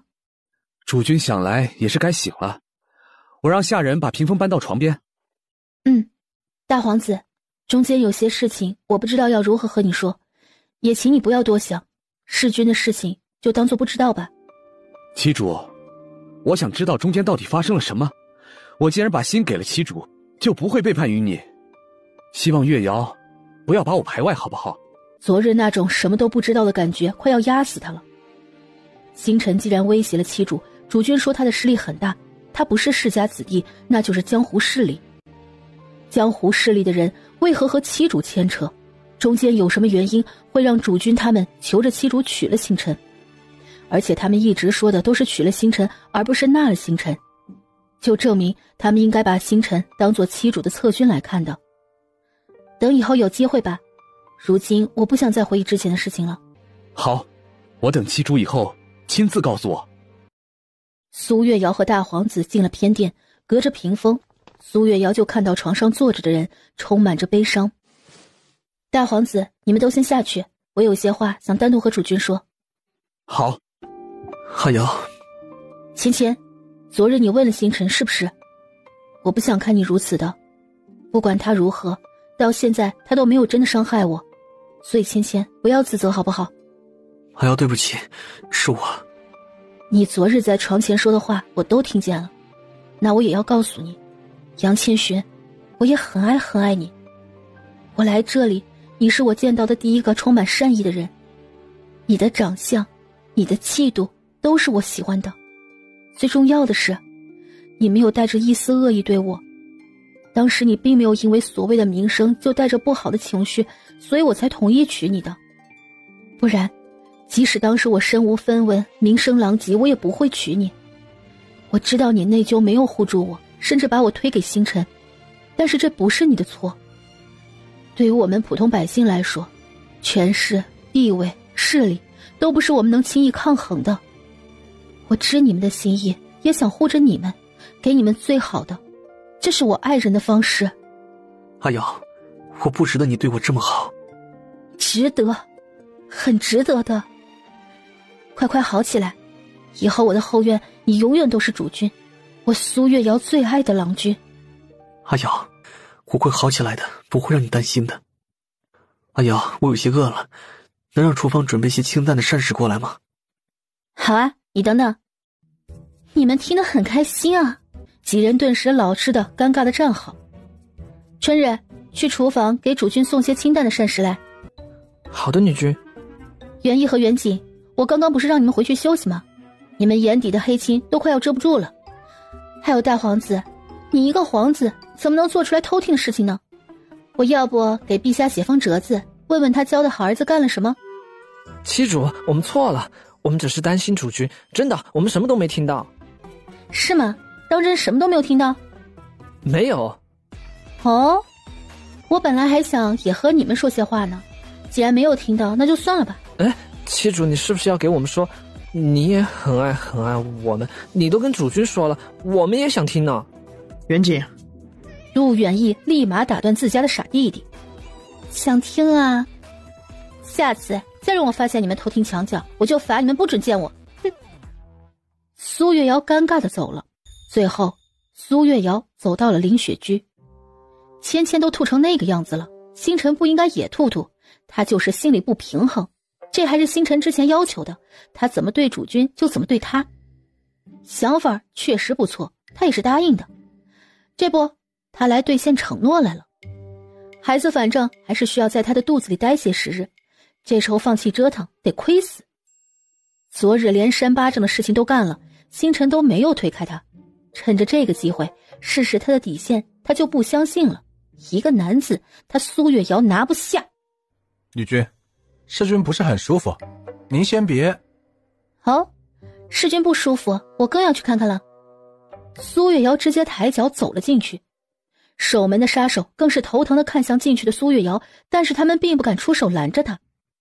此时的星辰正趴在床边干呕着，今日比昨日还严重，他内力一点都压不住这种反胃的感觉。苏月瑶进来的时候，看着脸色苍白的星辰，脸上的巴掌印几乎消了，但仔细看还有一丝痕迹。天一顿时有些头大，他家主子都吐成这样了，女君不会是来继续打他家主子的吧？女君，世君不是很舒服，你要不要先去其他囊君处？床上的星辰本来刚缓过来，看到苏月瑶的一瞬间，顿时有一阵剧烈的呕吐。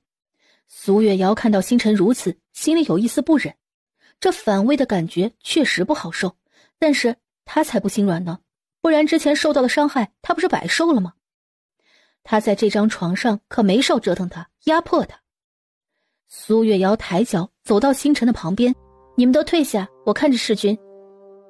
天一听到这话，顿时看了正在剧烈呕吐的主子，有些不知道怎么办。最应该退下的不是女君你自个儿吗？天一，退出去。天一听到自己主子发话，不敢停留，行了礼退了出去。苏月瑶直接坐在床边，离星辰很近。很难受吗？我记得当初你带着我去分隔密室，我看到血腥的场景也是这样吐呢。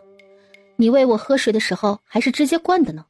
他闭上眼睛忍着不看他，但是还是一阵一阵的吐。就这样，苏月瑶静静地坐在床边看着星辰吐，两人谁都没有说话。最后星辰吐得脸色苍白。星辰，我还以为你会请我出去呢。这是我该受的。你现在说这话，你信吗？之前的你在这张床上是如何威胁我的，如何逼迫我的，用不用我再多说说？对不起。苏月瑶听到星辰这话愣了一下，她真没有想到星辰会给她道歉，但是她不想接受。伤害都造成了，事后弥补有用吗？没想到你还会道歉呢。世君也没有做什么，毕竟你之前要求我如何对主君他们，就如何对你。你都出门20多天了，按道理来说，我这几日都应该好好陪你的，你说是不是？最近这几日我都在这儿陪着世君了，让他们好好休息，不必过来打扰。天一听到顾不得规矩，直接跪了下来。女君，世君一直在吐，怕伺候不好您。没事，我都有20多天没有见到世君了，想念的紧呢。这毕竟也是你家主子要求的，我自当满足不是？你不去说，我就亲自去了。天一，按照女君要求去做。好的，世君。天一听到星辰的命令，不敢再说任何话，起身行礼往外面走去。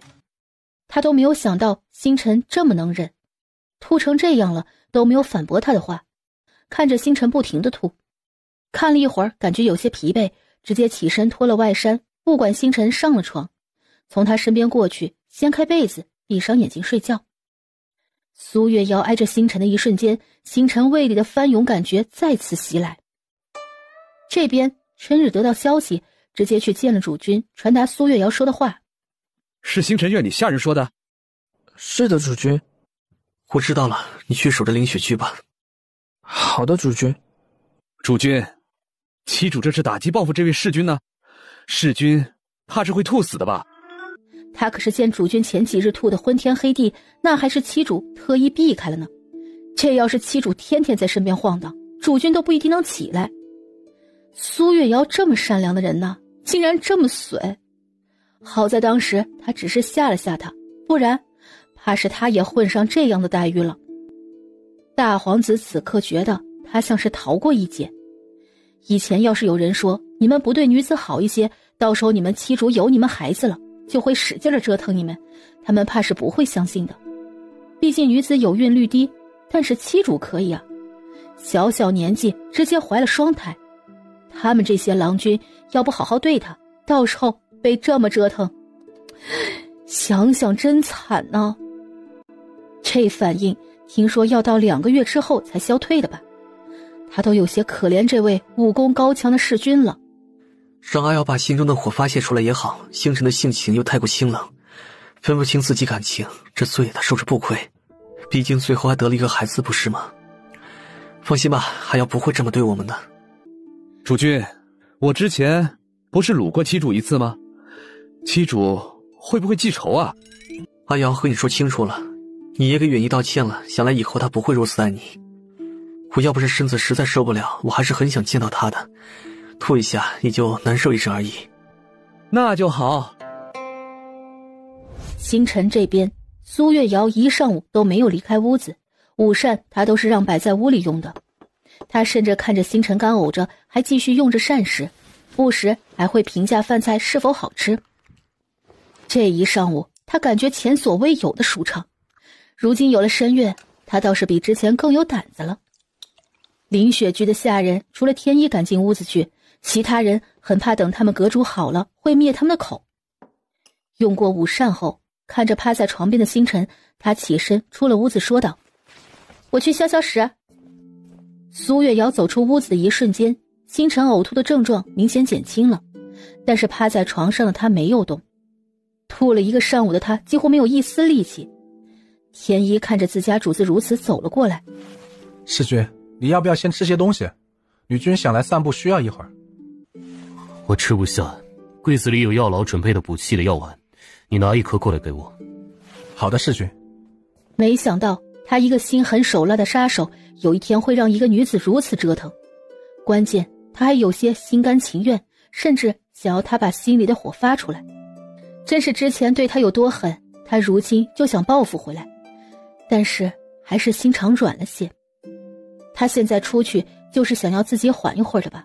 苏月瑶并没有走远，而是在院子里的一处阴凉石凳上坐着，看着院子里种的花花草草，这么折腾星辰，他好像心里虽然很爽，但是也不是很开心，自己甚至有些惆怅，说不出来的感觉。苏月瑶的手轻轻放到肚子上，有些低喃：你们2个小家伙是不喜欢自个儿的父亲吗？我一靠近你们父亲，他们就吐得如此惨，我看不是我有意折腾，是你们想折腾的吧。也不知道你们哪个是星辰的崽，以后出来可不能像他一样冷心冷情的，要软软糯糯的才好。我还很期待你们的出生呢。要是女孩子，到时候给你准备好多好多粉粉嫩嫩的衣裳，我可以给你讲好多好多的童话故事，给你做一个超级好看的洋娃娃，让你娇娇宠宠的长大。要是男孩子，到时候你可以挑你喜欢的去学习，特别是你们的父亲武功都不弱，你怕是会自小练武，将来当个侠士，又或者将来入朝为官，又或者上战场杀敌，还或者做个救世济人的大夫。苏月瑶又坐了一会儿，就起身回了屋子。此时的星辰静静地靠坐在床上闭目休息。当他靠近床的一瞬间，星辰醒了过来，又开始趴在床边干呕起来。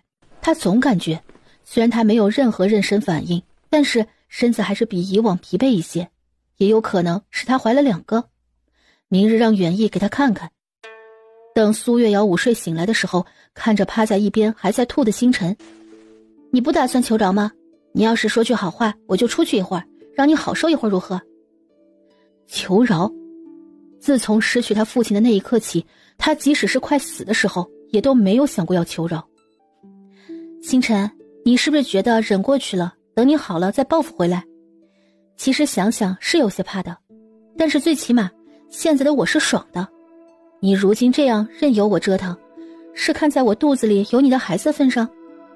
想想你这样的人，怎么会在意孩子呢？那一丝血脉，那你如今这样是想要做什么？我以后不会再那样对你。不会那样对我，是因为我怀了你的孩子了。你想我把孩子生下来，你带走是吗？我现在告诉你，孩子是我的，我不会把它让给你。我没有想把孩子带走。星辰，我真是看不透你。我之前有一瞬间觉得你是不是喜欢我，一直不愿意离开，我还差点自己说服了呢。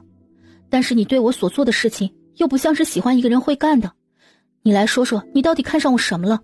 又或者这府里有你看上的东西？你总是喜欢看着我的眼睛，是因为我的眼睛像我的父亲，让你心有涟漪？看来是我说对了，但是我总不能把眼睛抠出来吧？按道理来说，你这么有实力，我应该好好抱着你的大腿，是不是把你哄好了，这凤鸾国我都可以横着走了？如今我怀了双生胎，怕是也瞒不了多久。想想凤都那些家族权力牵扯，中间还有一个女皇，其他势力的漩涡没有你的实力，就靠着我要娶的那几个郎君，怕是抵抗不了。但是我心里怎么就那么不甘呢？我从来到这里就没有想要如何，只是想简简单单的守着自己喜欢的郎君生活，怎么就那么难呢？星辰吐了一天一夜，脸色几乎接近苍白。清晨，苏月瑶被吵闹声吵醒。星辰，你怎么变成这个鬼样子？还不赶紧让药老给你看看？我没事，正常反应。一旁的药老看着阁主有些吃惊，他从未见阁主如此弱，他都在杀人如麻的阁主身上看出了破碎感，真的是要命啊！阁主，让我给你把脉看看吧。药老，你给我的缓解女子身子不适的药丸，里面有助孕的效果。那个药丸应该是有的吧？这个药丸最主要的是缓解女子身体不适的，是从助孕果里面提取的汁液。这女子身子娇弱，平日又不喜动，咱们阁里的人总说和女子在一起后，女子吵闹不舒服，这特意来求老夫，我就给做出来了。这里面我还放了很多滋补的药，这对女子来说特好。为何这药给我的时候没有告诉本阁主？当时我把药给了清晨，我还没来得及说他就走了。我以为这阁主即使去找女子，这也不会舍得给他们用啊。星辰，你问那个药丸是何意？我看你脸色白得吓人，让药老给你看看吧。我这是自然反应，女君肚子里怀了我的孩子。什么？苏月瑶怀的是你的孩子？她不是怀了主君的吗？怎么还有你的？我肚子里怎么不可能有她的孩子了？还要感谢你送的药丸呢。你怎么会在这里？我怎么不能在这里？我是星辰的妻主，我在这里应该在哪里？苏月瑶看白痴一样的看着他。这男子他认识，以前在义县颐堂阁的时候，还有当时在城东船上的时候，都是他陪着星辰。你，清晨刚想说话，星辰又开始呕吐了起来。星辰，你这是怎么了？药老，你快看看！药老看着眼前出现的女子，这女子就是阁主的妻主，不一般呢，能在阁主屋里还成功怀上了阁主的孩子呀！以后嗜杀阁有小主子了。阁主没事，只要这女君离开一些，阁主就会好一些。什么意思？意思是我怀了星辰的孩子，他如今见不得我，前期呕吐身子不适都是因为他有孩子的原因。星辰都见不得你了，你为何还要出现在这里？你没看出来我在故意折腾他，想要让他多吐吐？你太可恶了！我可恶不可恶不知道，你倒是挺可恶的。送药的时候不知道把禁忌说清楚吗？当时星辰并没有说那药丸要用在你身上啊，还有你知不知道那药丸很珍贵的，你还委屈上了。这么珍贵的药丸你怎么不用呢？我看你是最适合用的。你，清晨被苏月瑶气得想要动手，他一个嗜杀阁的二把手，还从来没有人这么和他说过话，气死人了。敢和他动手，就给我滚回分阁去。药老静静地看着戏，这女君真勇啊，敢这么对阁主，阁主竟也纵容着。听着女君的意思，本意就不想给阁主生孩子，才追究这药丸的药性的。这要是传回阁中，他不会被灭口的吧？他们称呼您是药老，还请麻烦您给我把下脉。我当不起女君的礼，本来我也是阁主召回来，特意来给您看身子的。阁主传了密信，说您脉象有异，清晨从山里急忙就把我抓了回来。我夏老，给女君把脉。好的，阁主。苏月瑶把手放到了桌子上，药老的手还没有搭上苏月瑶的脉，就被一条手帕给挡住了。星辰把手帕放到苏月瑶的手腕处，药老和清晨看到星辰的动作，直接撇了撇嘴。这还是他们那个冷血无情的阁主吗？以往阁主的脸上都没有一丝多余的表情。药老把脉时间很长，苏月瑶也一直沉住气，没有说话。女君怀了双胎，只是胎儿如今尚小，脉象不突出，等再过1月，大夫就都能把出来了。药老，我如今容易犯困，是因为怀了2个的原因吗？是有这方面的原因的。女君以前落过水是吧？还有女君的体质有些弱，以前是不是没好好的用膳啊？我是落过水，以前喂雪郎君的时候比较挑食吧。那就是了，如今女君的肚子怀着双生胎，他们会吸收女君身体的养分，这女君才有疲惫感，这也是正常的现象。但是呢，这身子还是要调理一些，不然后期孩子大了，女君的身子怕是会有些辛苦啊。药老要是怀1个孩子，是不是就没有这个问题了？那是当然，怀1个孩子和2个孩子确实不一样。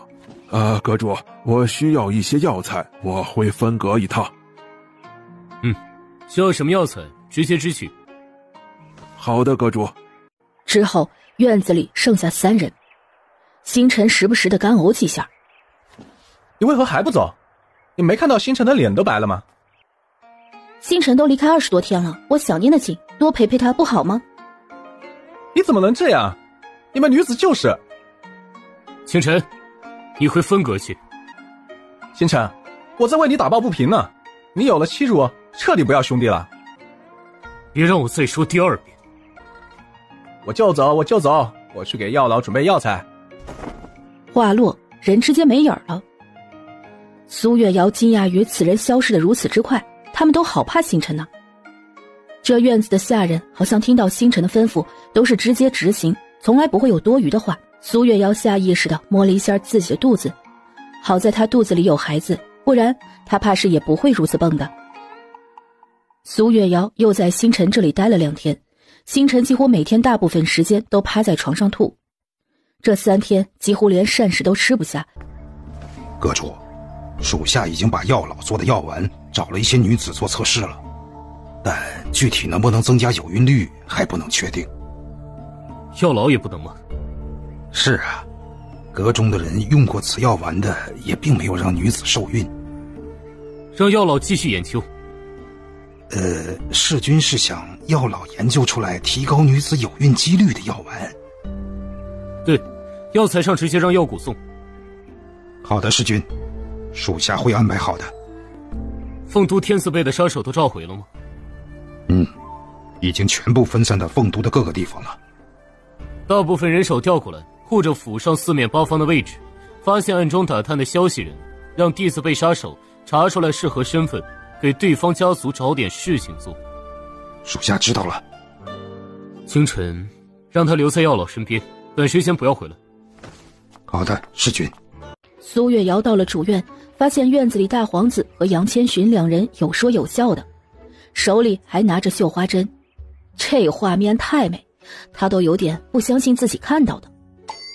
主君，这一点都不好绣，本皇子再也不要绣了。大皇子把手里的绣布扔到桌子上说道：你绣的什么？让我看看。大皇子听到声音几乎立马反应过来，把他绣了1个上午的拿着藏到了身后。杨千寻听到苏月瑶的声音，第一反应直接退了好几步远，但是还是干呕了几下。不用这么大反应吧？阿瑶，我只是这2日刚刚不吐了，所以才……好吧，那你离我远一些吧。殿下，你绣了什么？你们男子是不是绣工都可了得呢？来让我看看。他在皇宫都想着如何躲开他父君，能少受罚，哪有时间去做绣活的？这还是他今日闲着没事儿来主君这里看看。看着主君在给孩子做衣服，心血来潮想要绣绣，谁知道那么难，他的手都被扎了好几下了，也没有绣出来东西来。阿瑶，我绣的是小孩的衣服，你要不要看看？千金的绣工我见过了，我现在就想看看殿下的呢。大皇子实在被苏月瑶缠得没法了，也怕伤着他，最后脸色微红的把一个绣布拿了出来。苏月瑶看到上面一片凌乱的线，直接大笑了出声。小嘴儿，殿下，你绣的杂草其实很好看的。七主，很好笑？不好笑的，就是觉得这草绣得很好。那不是草，那是竹子。这个竹子长得真细呀。那不是竹子，那是叶子。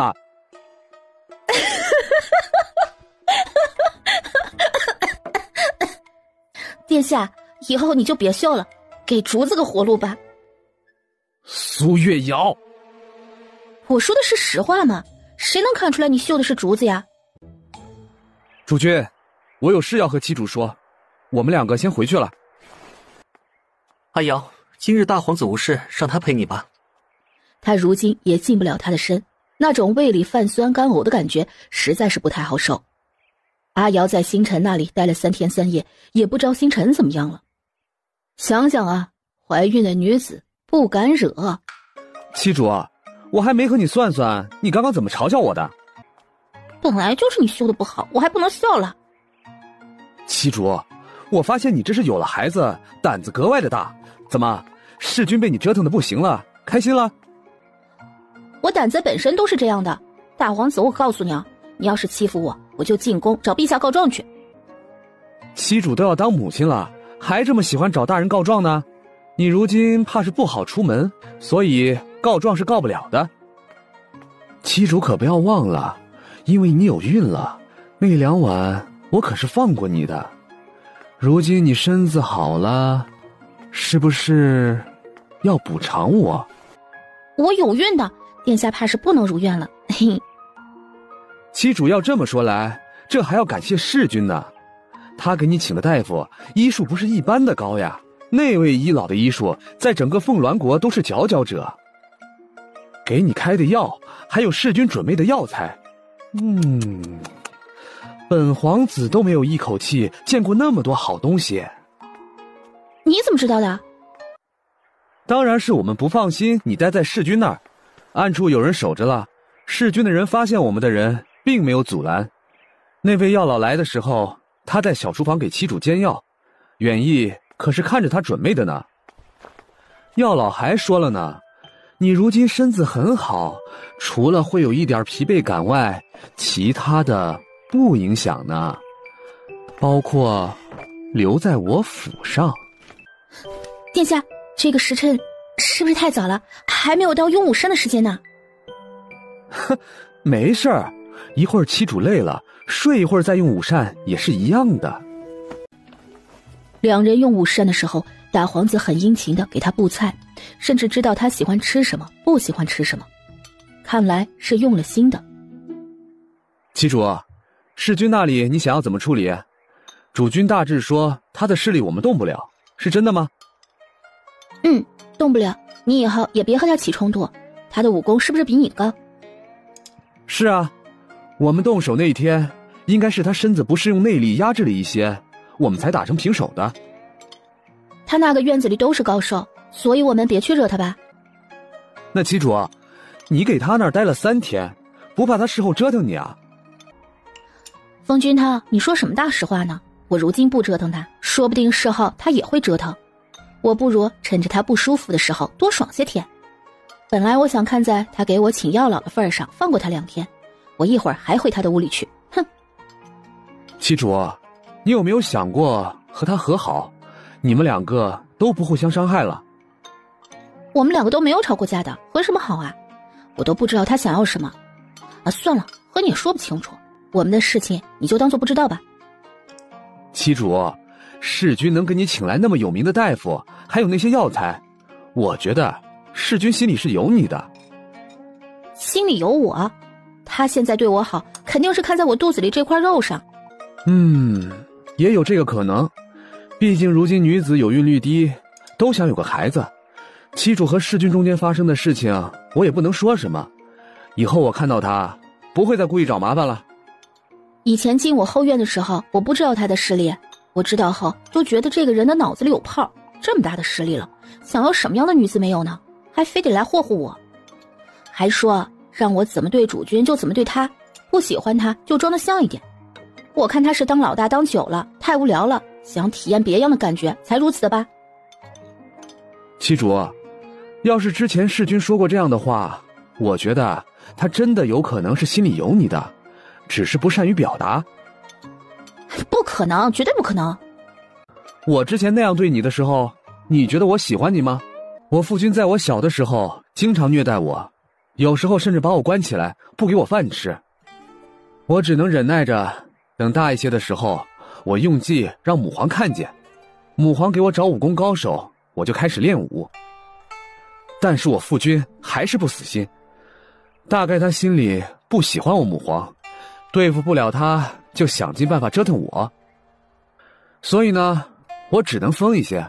还有谢家也不是什么好东西，谢家那个嫡女之前进宫差点沾污了我，从那以后我见到女子就很恶心。当我得知我父亲给我找妻主的时候，我就想提前把自己给嫁出去。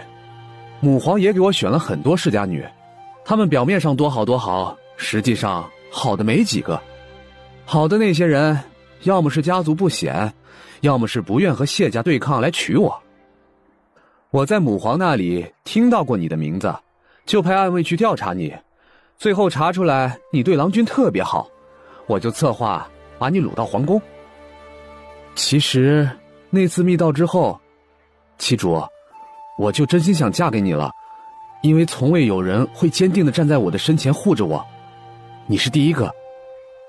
但是我一直不敢告诉你，一怕你知道我的心意，以后会不重视；二怕你心里没有我，我自取其辱。七主，我觉得星辰和我很像的，我是因为自小生活不好，很压抑，想要变强护住自己。星辰能到这个程度，想来付出的努力怕是更多。这也许就是强者之间的共鸣。殿下，有些事情我不知道如何去说。星辰，我如今真的不知道要如何，而且我们控制不住他，也没有任何做决定的能力，所以如今这样也挺好的。互相折腾吧，总有一天他腻了，说不定就离开了。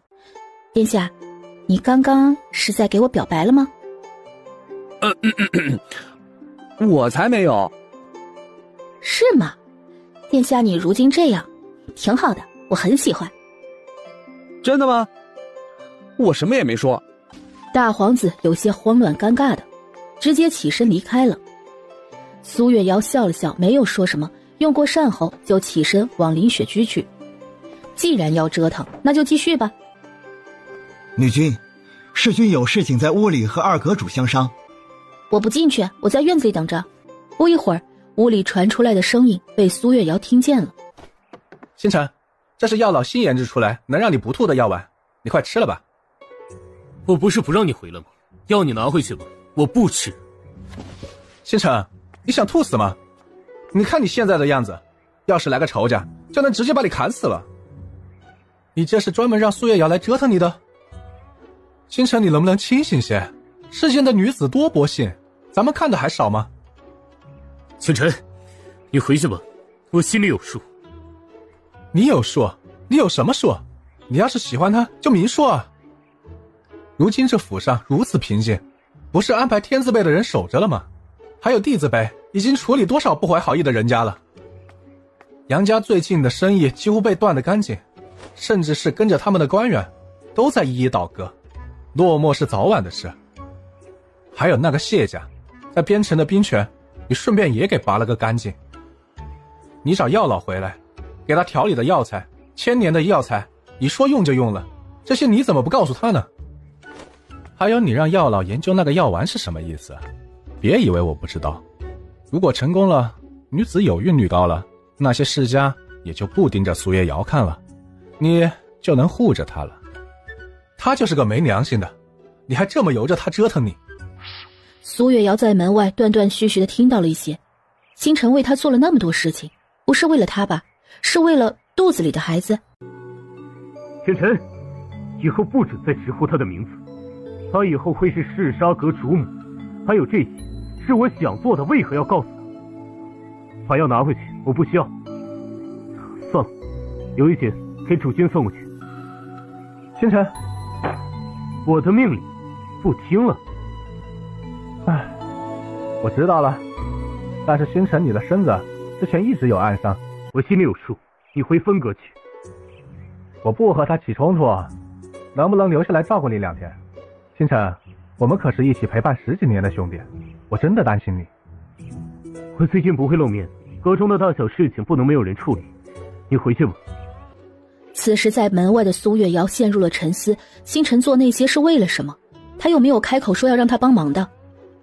原来他无形中成了那么大的情，关键是这情还是他目前需要的，讽刺得很呀。什么人？苏月瑶站起身想要离开，刚一动，屋里的清晨就出来了。你怎么在这里？你又来折腾星辰了？女君，你行行好，让星辰养2天如何？你刚刚说的话都是真的？什么话？星辰对付杨家、谢家，还有府周围有人守着，把有问题的人家都给解决了，还有药材之类的事情，是不是真的？星辰，屋里传来星辰冷冷的声音。清晨下意识的一抖，药丸，他想进屋去，这不是他能掺和的。你站住，给我说清楚了，是真的吗？姑奶奶，我不能说，违抗命令他会脱了我一层皮。你不说，我自己去问。苏月瑶直接走到星辰的床边，星辰一瞬间就开始干呕起来。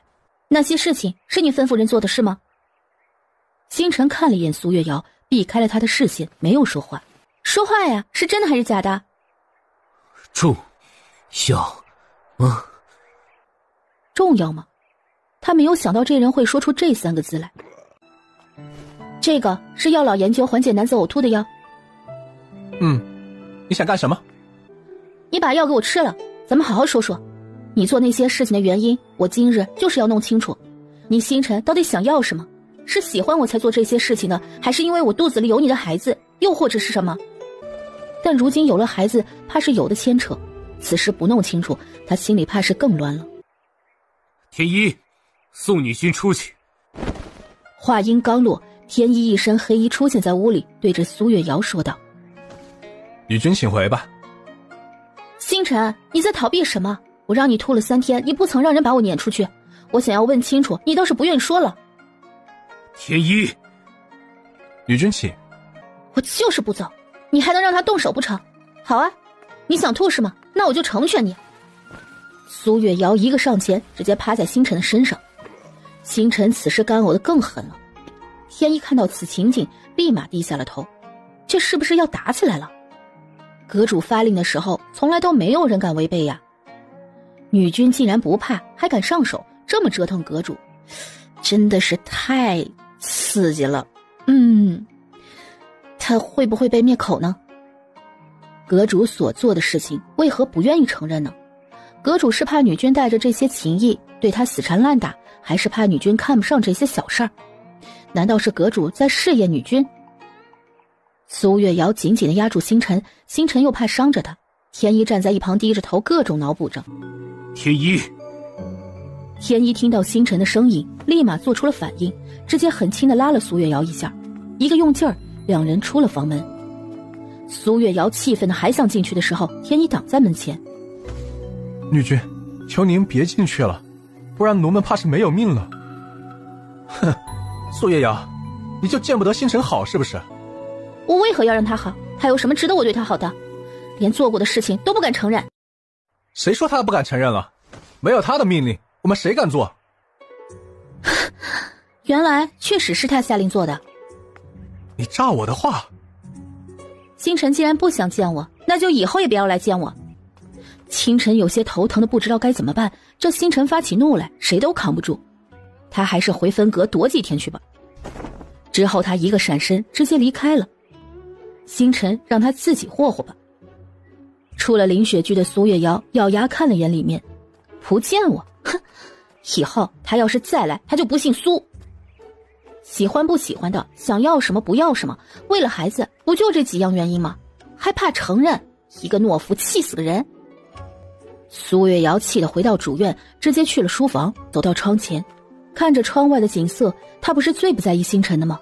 为何会如此生气，甚至心里有一丝失落？他真的是没出息，哼！为了一个伤害过自己的男人去浪费心神，他以后不过是他肚子里孩子的父亲而已。这几天也算是烦够了，下面还有好多事情要去安排呢。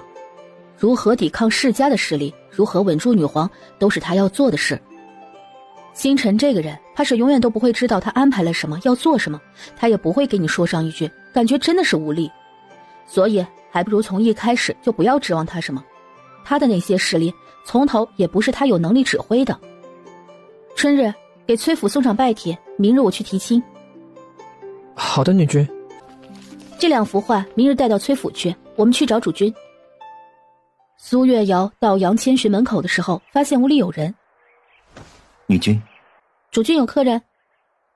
回女君，是一些铺子的掌柜，有事要和主君相商。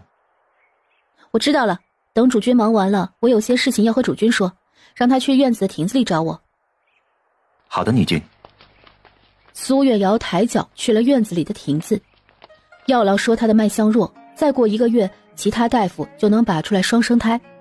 接下来1个月，他是不是要加快速度把其他人给娶回来？阿瑶，发生什么事情了？芊芊，你不吐了？星辰让人给我送了一瓶止吐的药丸，服用之后肚子里舒服多了。看到阿瑶虽说不舒服，但是能忍着了。好吧，不愧是药老研制的药。关键是这人刚把自己撵走，这边药丸就送到了杨千寻这里，动作真快呀。芊芊，我准备明日去崔家求娶崔阳，聘礼画作我已经准备好了，其他礼品你帮忙安排吧。这些我提前已经安排好了，阿瑶明日直接去就行。趁着我有孕前2个月能出门，我准备1个月内把荀家和桓家的婚期都定下来。哈，我知道了。芊芊，如今我双生胎的脉象较弱，再过几天陆院守来把脉，怕就是能把出来了。陆院守那边原意会说陛下要提前告知，想来是可以瞒到阿瑶生产那日的。也就能瞒4个多月而已。阿瑶发生什么事情了吗？没发生什么，我已经让春日给崔家下帖子了。书房里我写了一篇孩童的启蒙文章，你有空去抄写出来，放到书肆里去吧。阿瑶如今是双生子，别累着。今日大皇子在府上，怎么不见他陪着呀？不用，我临时从星辰那儿回来，有春日他们陪着，就不会发生什么事情。阿瑶，以后你身边必须有郎君陪着。我知道了，你看着安排吧。以后我都会在主屋或者书房，除了必要我不再出门了。翌日，苏月瑶在陆远义的怀里醒来，两人简单用了早膳，就准备出发去崔府。远义，我去求娶，你跟着，崔家会不会有意见？你别误会，我没有其他意思的，不是去求娶郎君，带着家里的侧君去，怎么感觉有点奇怪呢？如今你情况特殊，我陪着是最好的，崔家能理解的。那就好。两人到了崔府的时候，发现崔阳等在门口。月瑶，你来了。等很久了吗？不用特意等着的。没事儿，我平常训练比等月瑶辛苦多了。见过侧君。副统领。一阳，这是我画的2幅聘礼画，你回去看看喜不喜欢，不喜欢我再给你画。月瑶画什么我都喜欢，你如今身子重，不要太劳累了，没有也是可以的。孩子还未满1月，不是很累的。再说我娶的郎君都是要有的。月瑶，我母亲不太喜欢我和父亲，所以一会儿他要是说了不好听的话，你也别介意。要是他说的难听了，你反驳我也不介意的。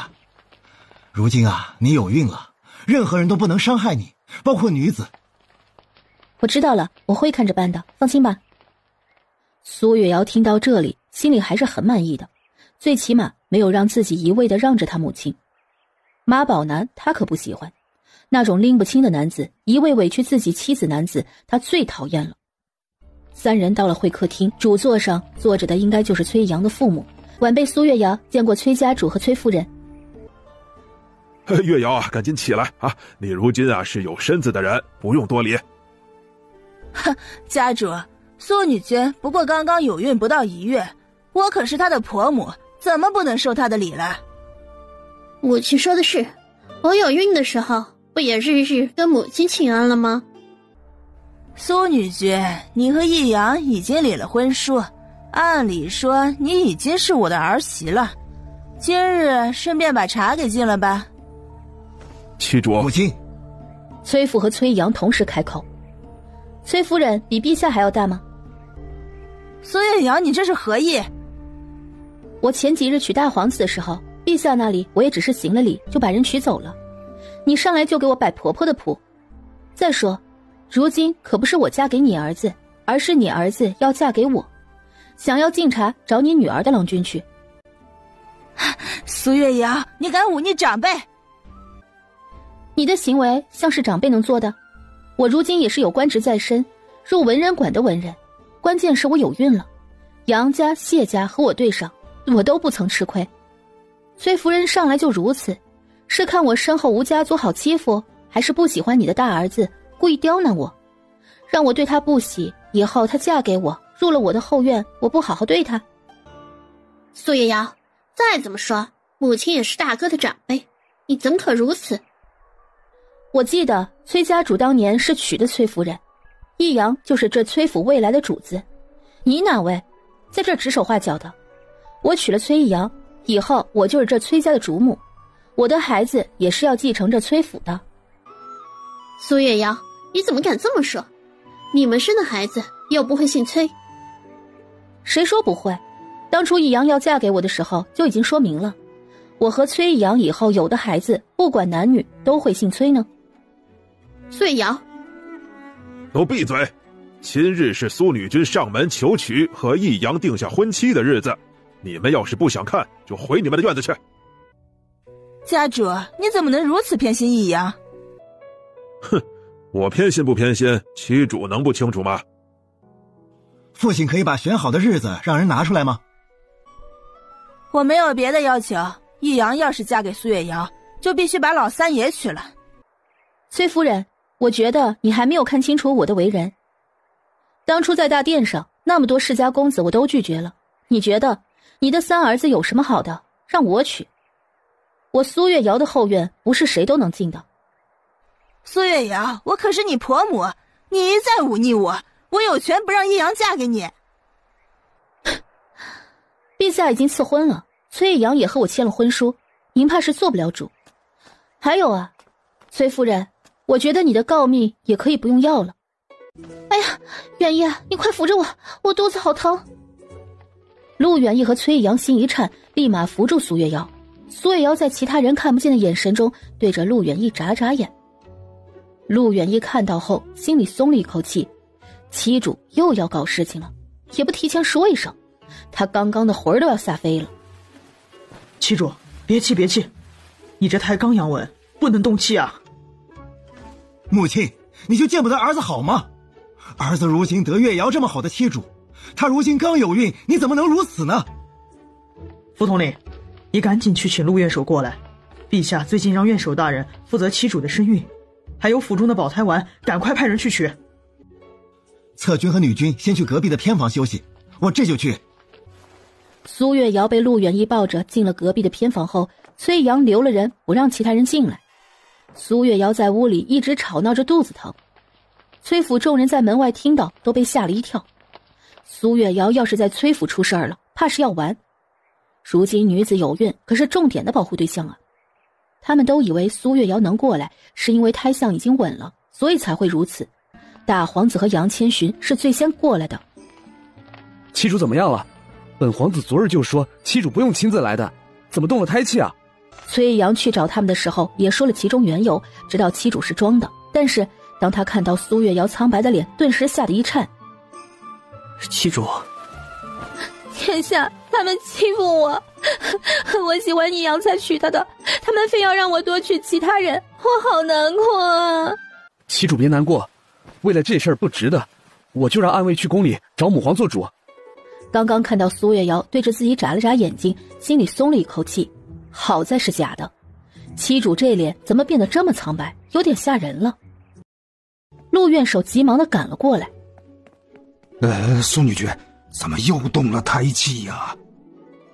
陆院守吓得一颤，崔阳派人去请过来的时候，并没有告诉他苏月瑶是装的，而是说动了胎气。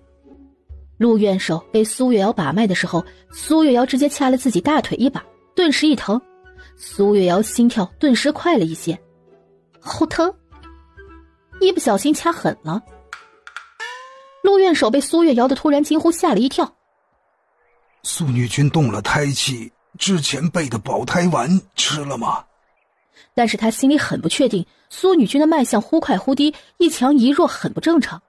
之前把脉还不明显，今日感觉明显比之前强了，到底是怎么回事？这苏女君现在可以移动吗？要不先在崔府养好了再离开？父亲，我跟着回苏府看看，您先进宫请罪吧。不能去，我就多说几句，又没有怎么他这是故意的。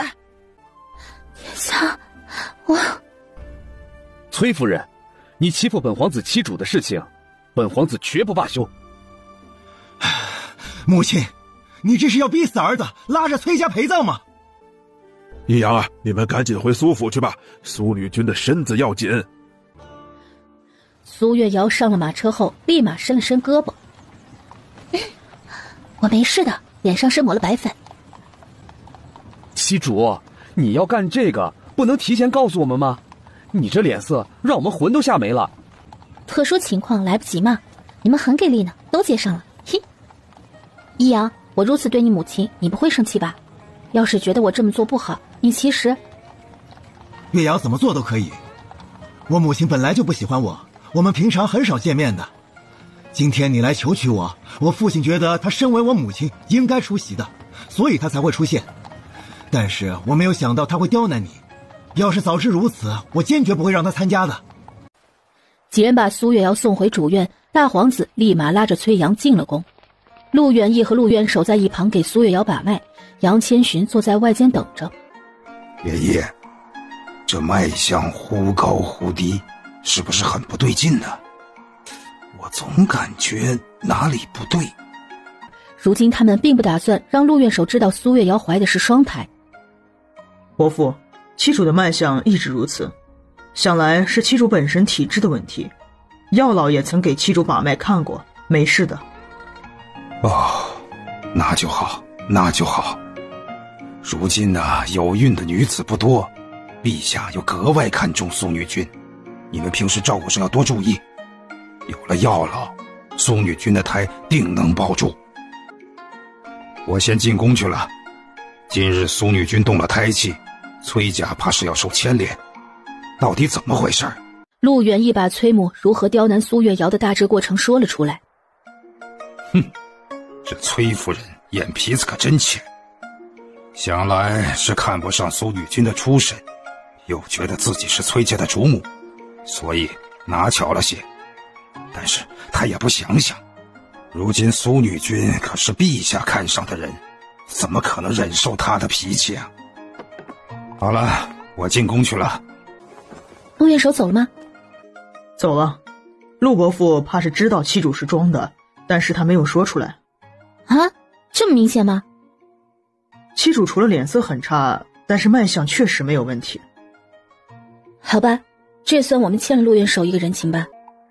崔府的情况我之前知道一些，崔夫人并不喜欢崔统领，觉得他5人一个，经常要到禁卫营训练，所以当年成婚之后生下副统领之后，又娶了很多郎君。但是崔家的底蕴深厚，又一直是保皇派，上一任女皇对上一任崔家主更是给了很大的权力。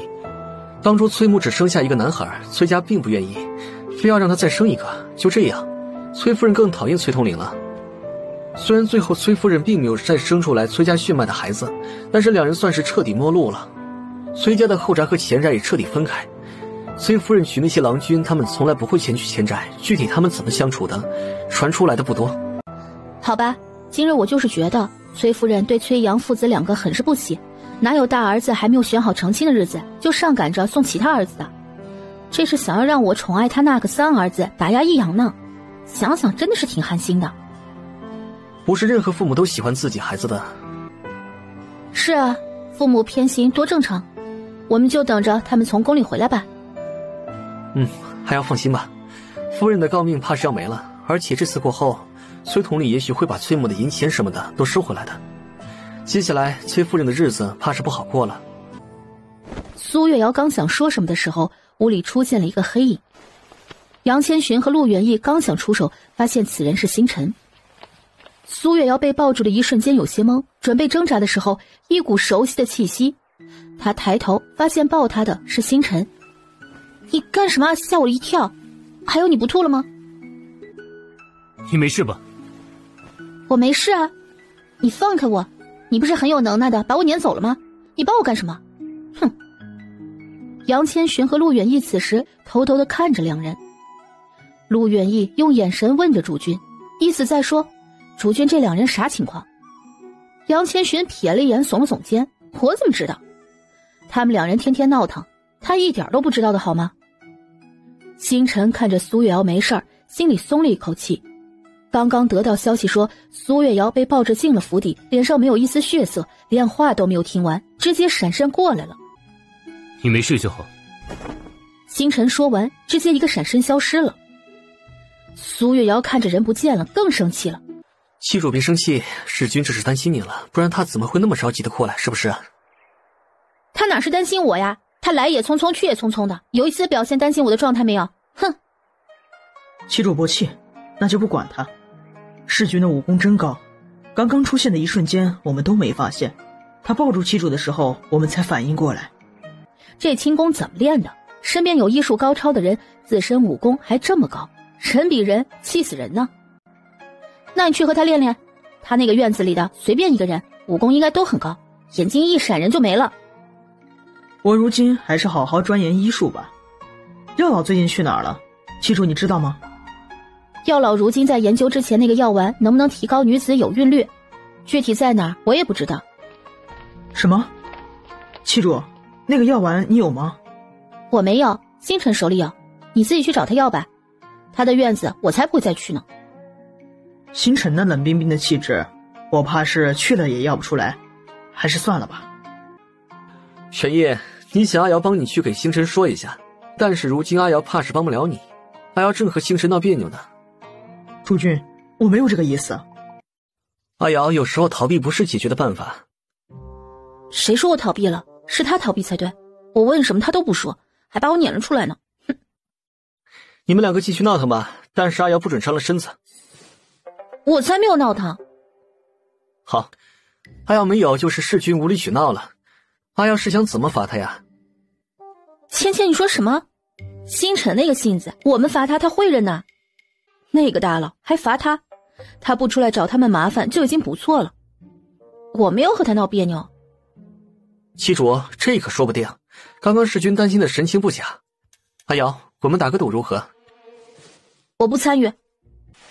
春日去书房拿本难得出来给世君送去，就说世君没有侍奉好女君，罚抄难得10遍。不能去。芊芊，你要是罚星辰，派你身边的人去，春日不能去。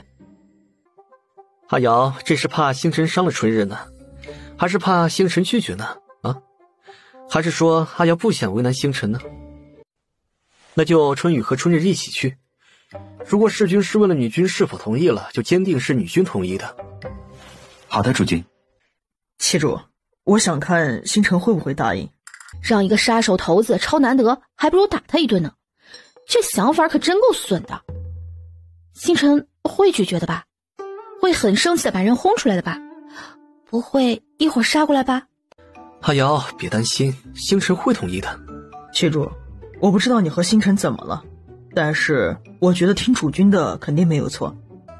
远义，我看你是看热闹很开心啊，我怎么之前就没有发现呢？七主，以前她是家中的嫡长子，要端着，但是嫁给苏月瑶以后，从来就没有人要求她如何的，很多规矩苏月瑶也不在意，主君又很温和地对他们，她很喜欢如今的生活氛围。七主还支持她的任何决定，从不抱怨她因为学医而冷落她。慢慢的，她都有些想要放飞自我了。以前有些羡慕远景不守规矩，真性情，如今她适当这样做，感觉还真的很舒服啊。天一，去查今日到底发生什么事情了，我要事无巨细，明白吗？世君，属下这就去。星辰，苏女君都不过来看你了，你上赶着管她干什么？等她需要了，让她来求你。看来你昨日受罚还是太轻了些。哎，我错了，星辰，我这也是关心你。想想昨日他在分阁被星辰打得起不来的场景，他现在浑身还疼着呢。大家都是一起练武的，为何这家伙比他们都强？他从来没有打赢过他，太气人了。世君，女君和主君身边的春日和春雨过来了，让他们进来。春日和春雨刚刚领命拿着难得过来的时候，心里也七上八下的。进了院子的一瞬间，就感觉这里好冷，冷飕飕的。他们也是练过武的，但是这些黑衣下人的武功怕是比他们高出了很多，而且每人身上都带着杀气。他们奉命过来的，再怕也得把事情办好了呀。世君，主君说您没有侍奉好女君，罚您抄难得10遍。什么？清晨反应过来，不相信自己的耳朵，惊呼道：女君同意主君的罚案。女君同意的。难得放下，我抄好会亲自给女君和主君送过去。好的，世君。春日，你还好吧？我差点吓死了，以前我都没有进去院子过，没想到里面是这样的，吓死我了。我也吓了一跳，刚刚世君把毛笔直接捏折了，我都怕他直接把我们2个扔出去。好在任务完成了。女君真是太强了，世君这么大的气势，她还能在院子里折腾3天3夜才出来。春日两人回到主院，把刚刚的事情说了出来。星辰答应了，他要抄那难得。是的，女君，只是世君问了罚他的事儿，您是不是同意的？阿瑶，星辰在我面前亲口说他不会再像之前那样对你，具体他之前怎么样对你，我们并不知道。但是以后他会在后院好好当一个侍君的，所以犯错的人受罚是应该的。我罚他怕是不够格，但是阿瑶的话他会听。阿瑶不信，不妨多试试。算了，随意折腾去吧，毕竟他肚子里有娃，他如今谁都不怕。不管怎么说，有4个月的保护期。此时的林雪居，星辰拿着那本难得看了眼，直接气笑了。第一次有人罚他抄书，还是难得。清晨站在一边，想说什么，但是不敢开口。此时的星辰感觉很危险，他害怕呀。当他忍不住想说话的时候，发现星辰拿出新的纸笔，翻开那本难得抄了起来。我去，清晨满脸不可置信，这人是星辰吗？不会换了个人吧？眼睛不要了，没事干。我这就去吗？妈耶，吓死他了！这苏月瑶在他心里就这么重。清晨缓了过来，对着天意说：去给我找本难得过来，我看看。肯定这难得内容不一般，星辰会抄的书一定不一般。好的，二阁主。此时的御书房也很是热闹。陛下，如今崔家让苏女君胎相不稳，崔家有罪呀。崔家父子跪在女皇的面前，一边说着请罪，一边说着崔夫人做的不对，暗含的意思就是让他处置崔夫人，不要牵连崔家。大皇子在一旁跪着，也在让女皇严惩崔母。女皇看着架势，脑门突出的，她什么都没有做，这锅就从天上来。她知道崔统领和崔夫人感情不和，两人一直各过各的，但是如今女子金贵，他们自家的事情让他下旨处理，他倒是成了这个恶人。统领，这是你的妻主，朕可以小惩大戒一番。至于他的诰命，要不先留着，朕撤了，与崔家也没有面子啊。母皇，儿臣的妻主动了胎气，要不是有保胎丸，怕是有危险。您轻拿轻放。母皇，儿臣真是太伤心了。女皇刚想说什么的时候，崔阳出声了。陛下，臣一直保卫凤都，知道自己自小不得母亲喜欢，从不敢往她跟前凑。但今日可是我定下成亲的日子啊，母亲却更想把她的三儿子和我一同嫁与苏女君，可曾有一分顾念我与她的母子之情，这才让苏女君气愤不已的。这时候陆院守来了。院守，苏月瑶怎么样了？回陛下，苏女君动了胎气，怕是又要静养一些日子了。母皇，儿臣好不容易才把妻主的身子养好，今日出了这事儿，儿臣要杀了崔夫人。朕又没说不处置，朕撤了他的诰命就是了。以后崔家如何处置，朕不会多问。朕准许以后崔家有易阳和苏月瑶孩子继承，可以吧？一天天的，一个都不让人省心的。这苏月瑶出个门就发生这么大的事情，这崔夫人也是个蠢的不能再蠢的了。崔家给的银钱，给的权势，你守着好好过你的日子不行了吗？招惹苏月瑶干什么呀？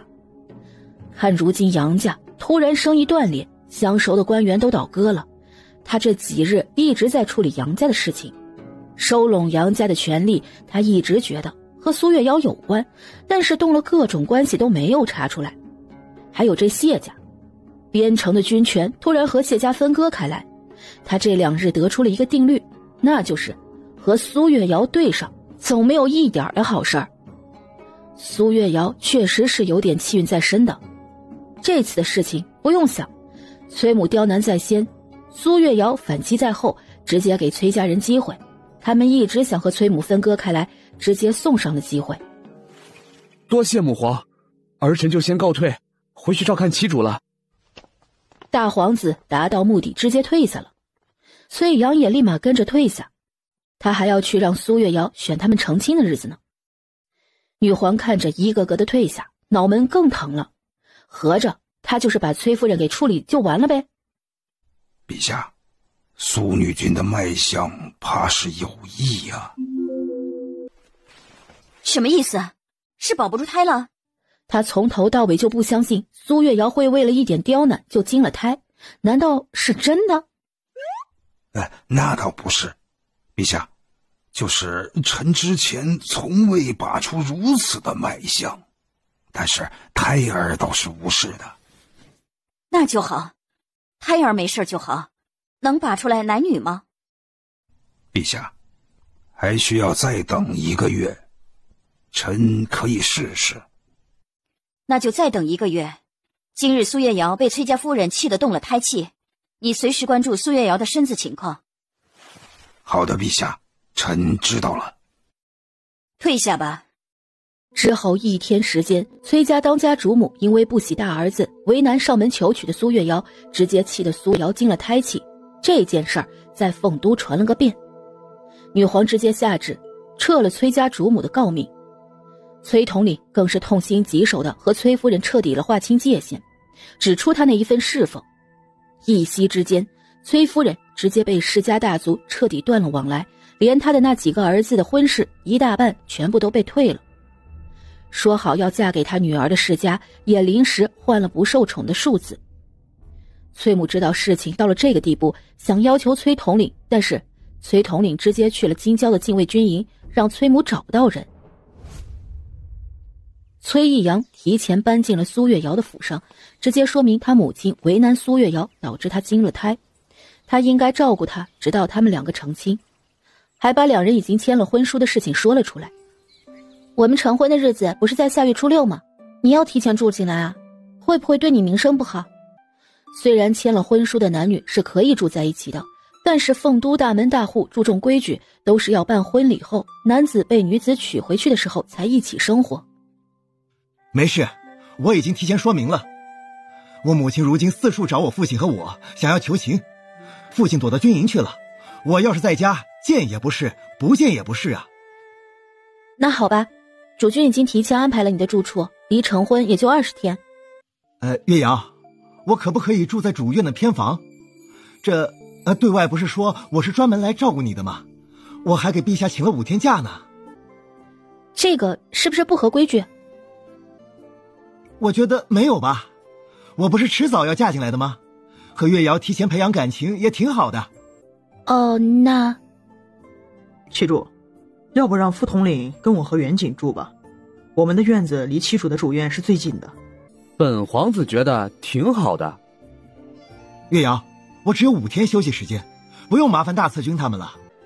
易阳，后院的事情都是主君做主的，所以你和主君商量吧。我想去散散步，先走了。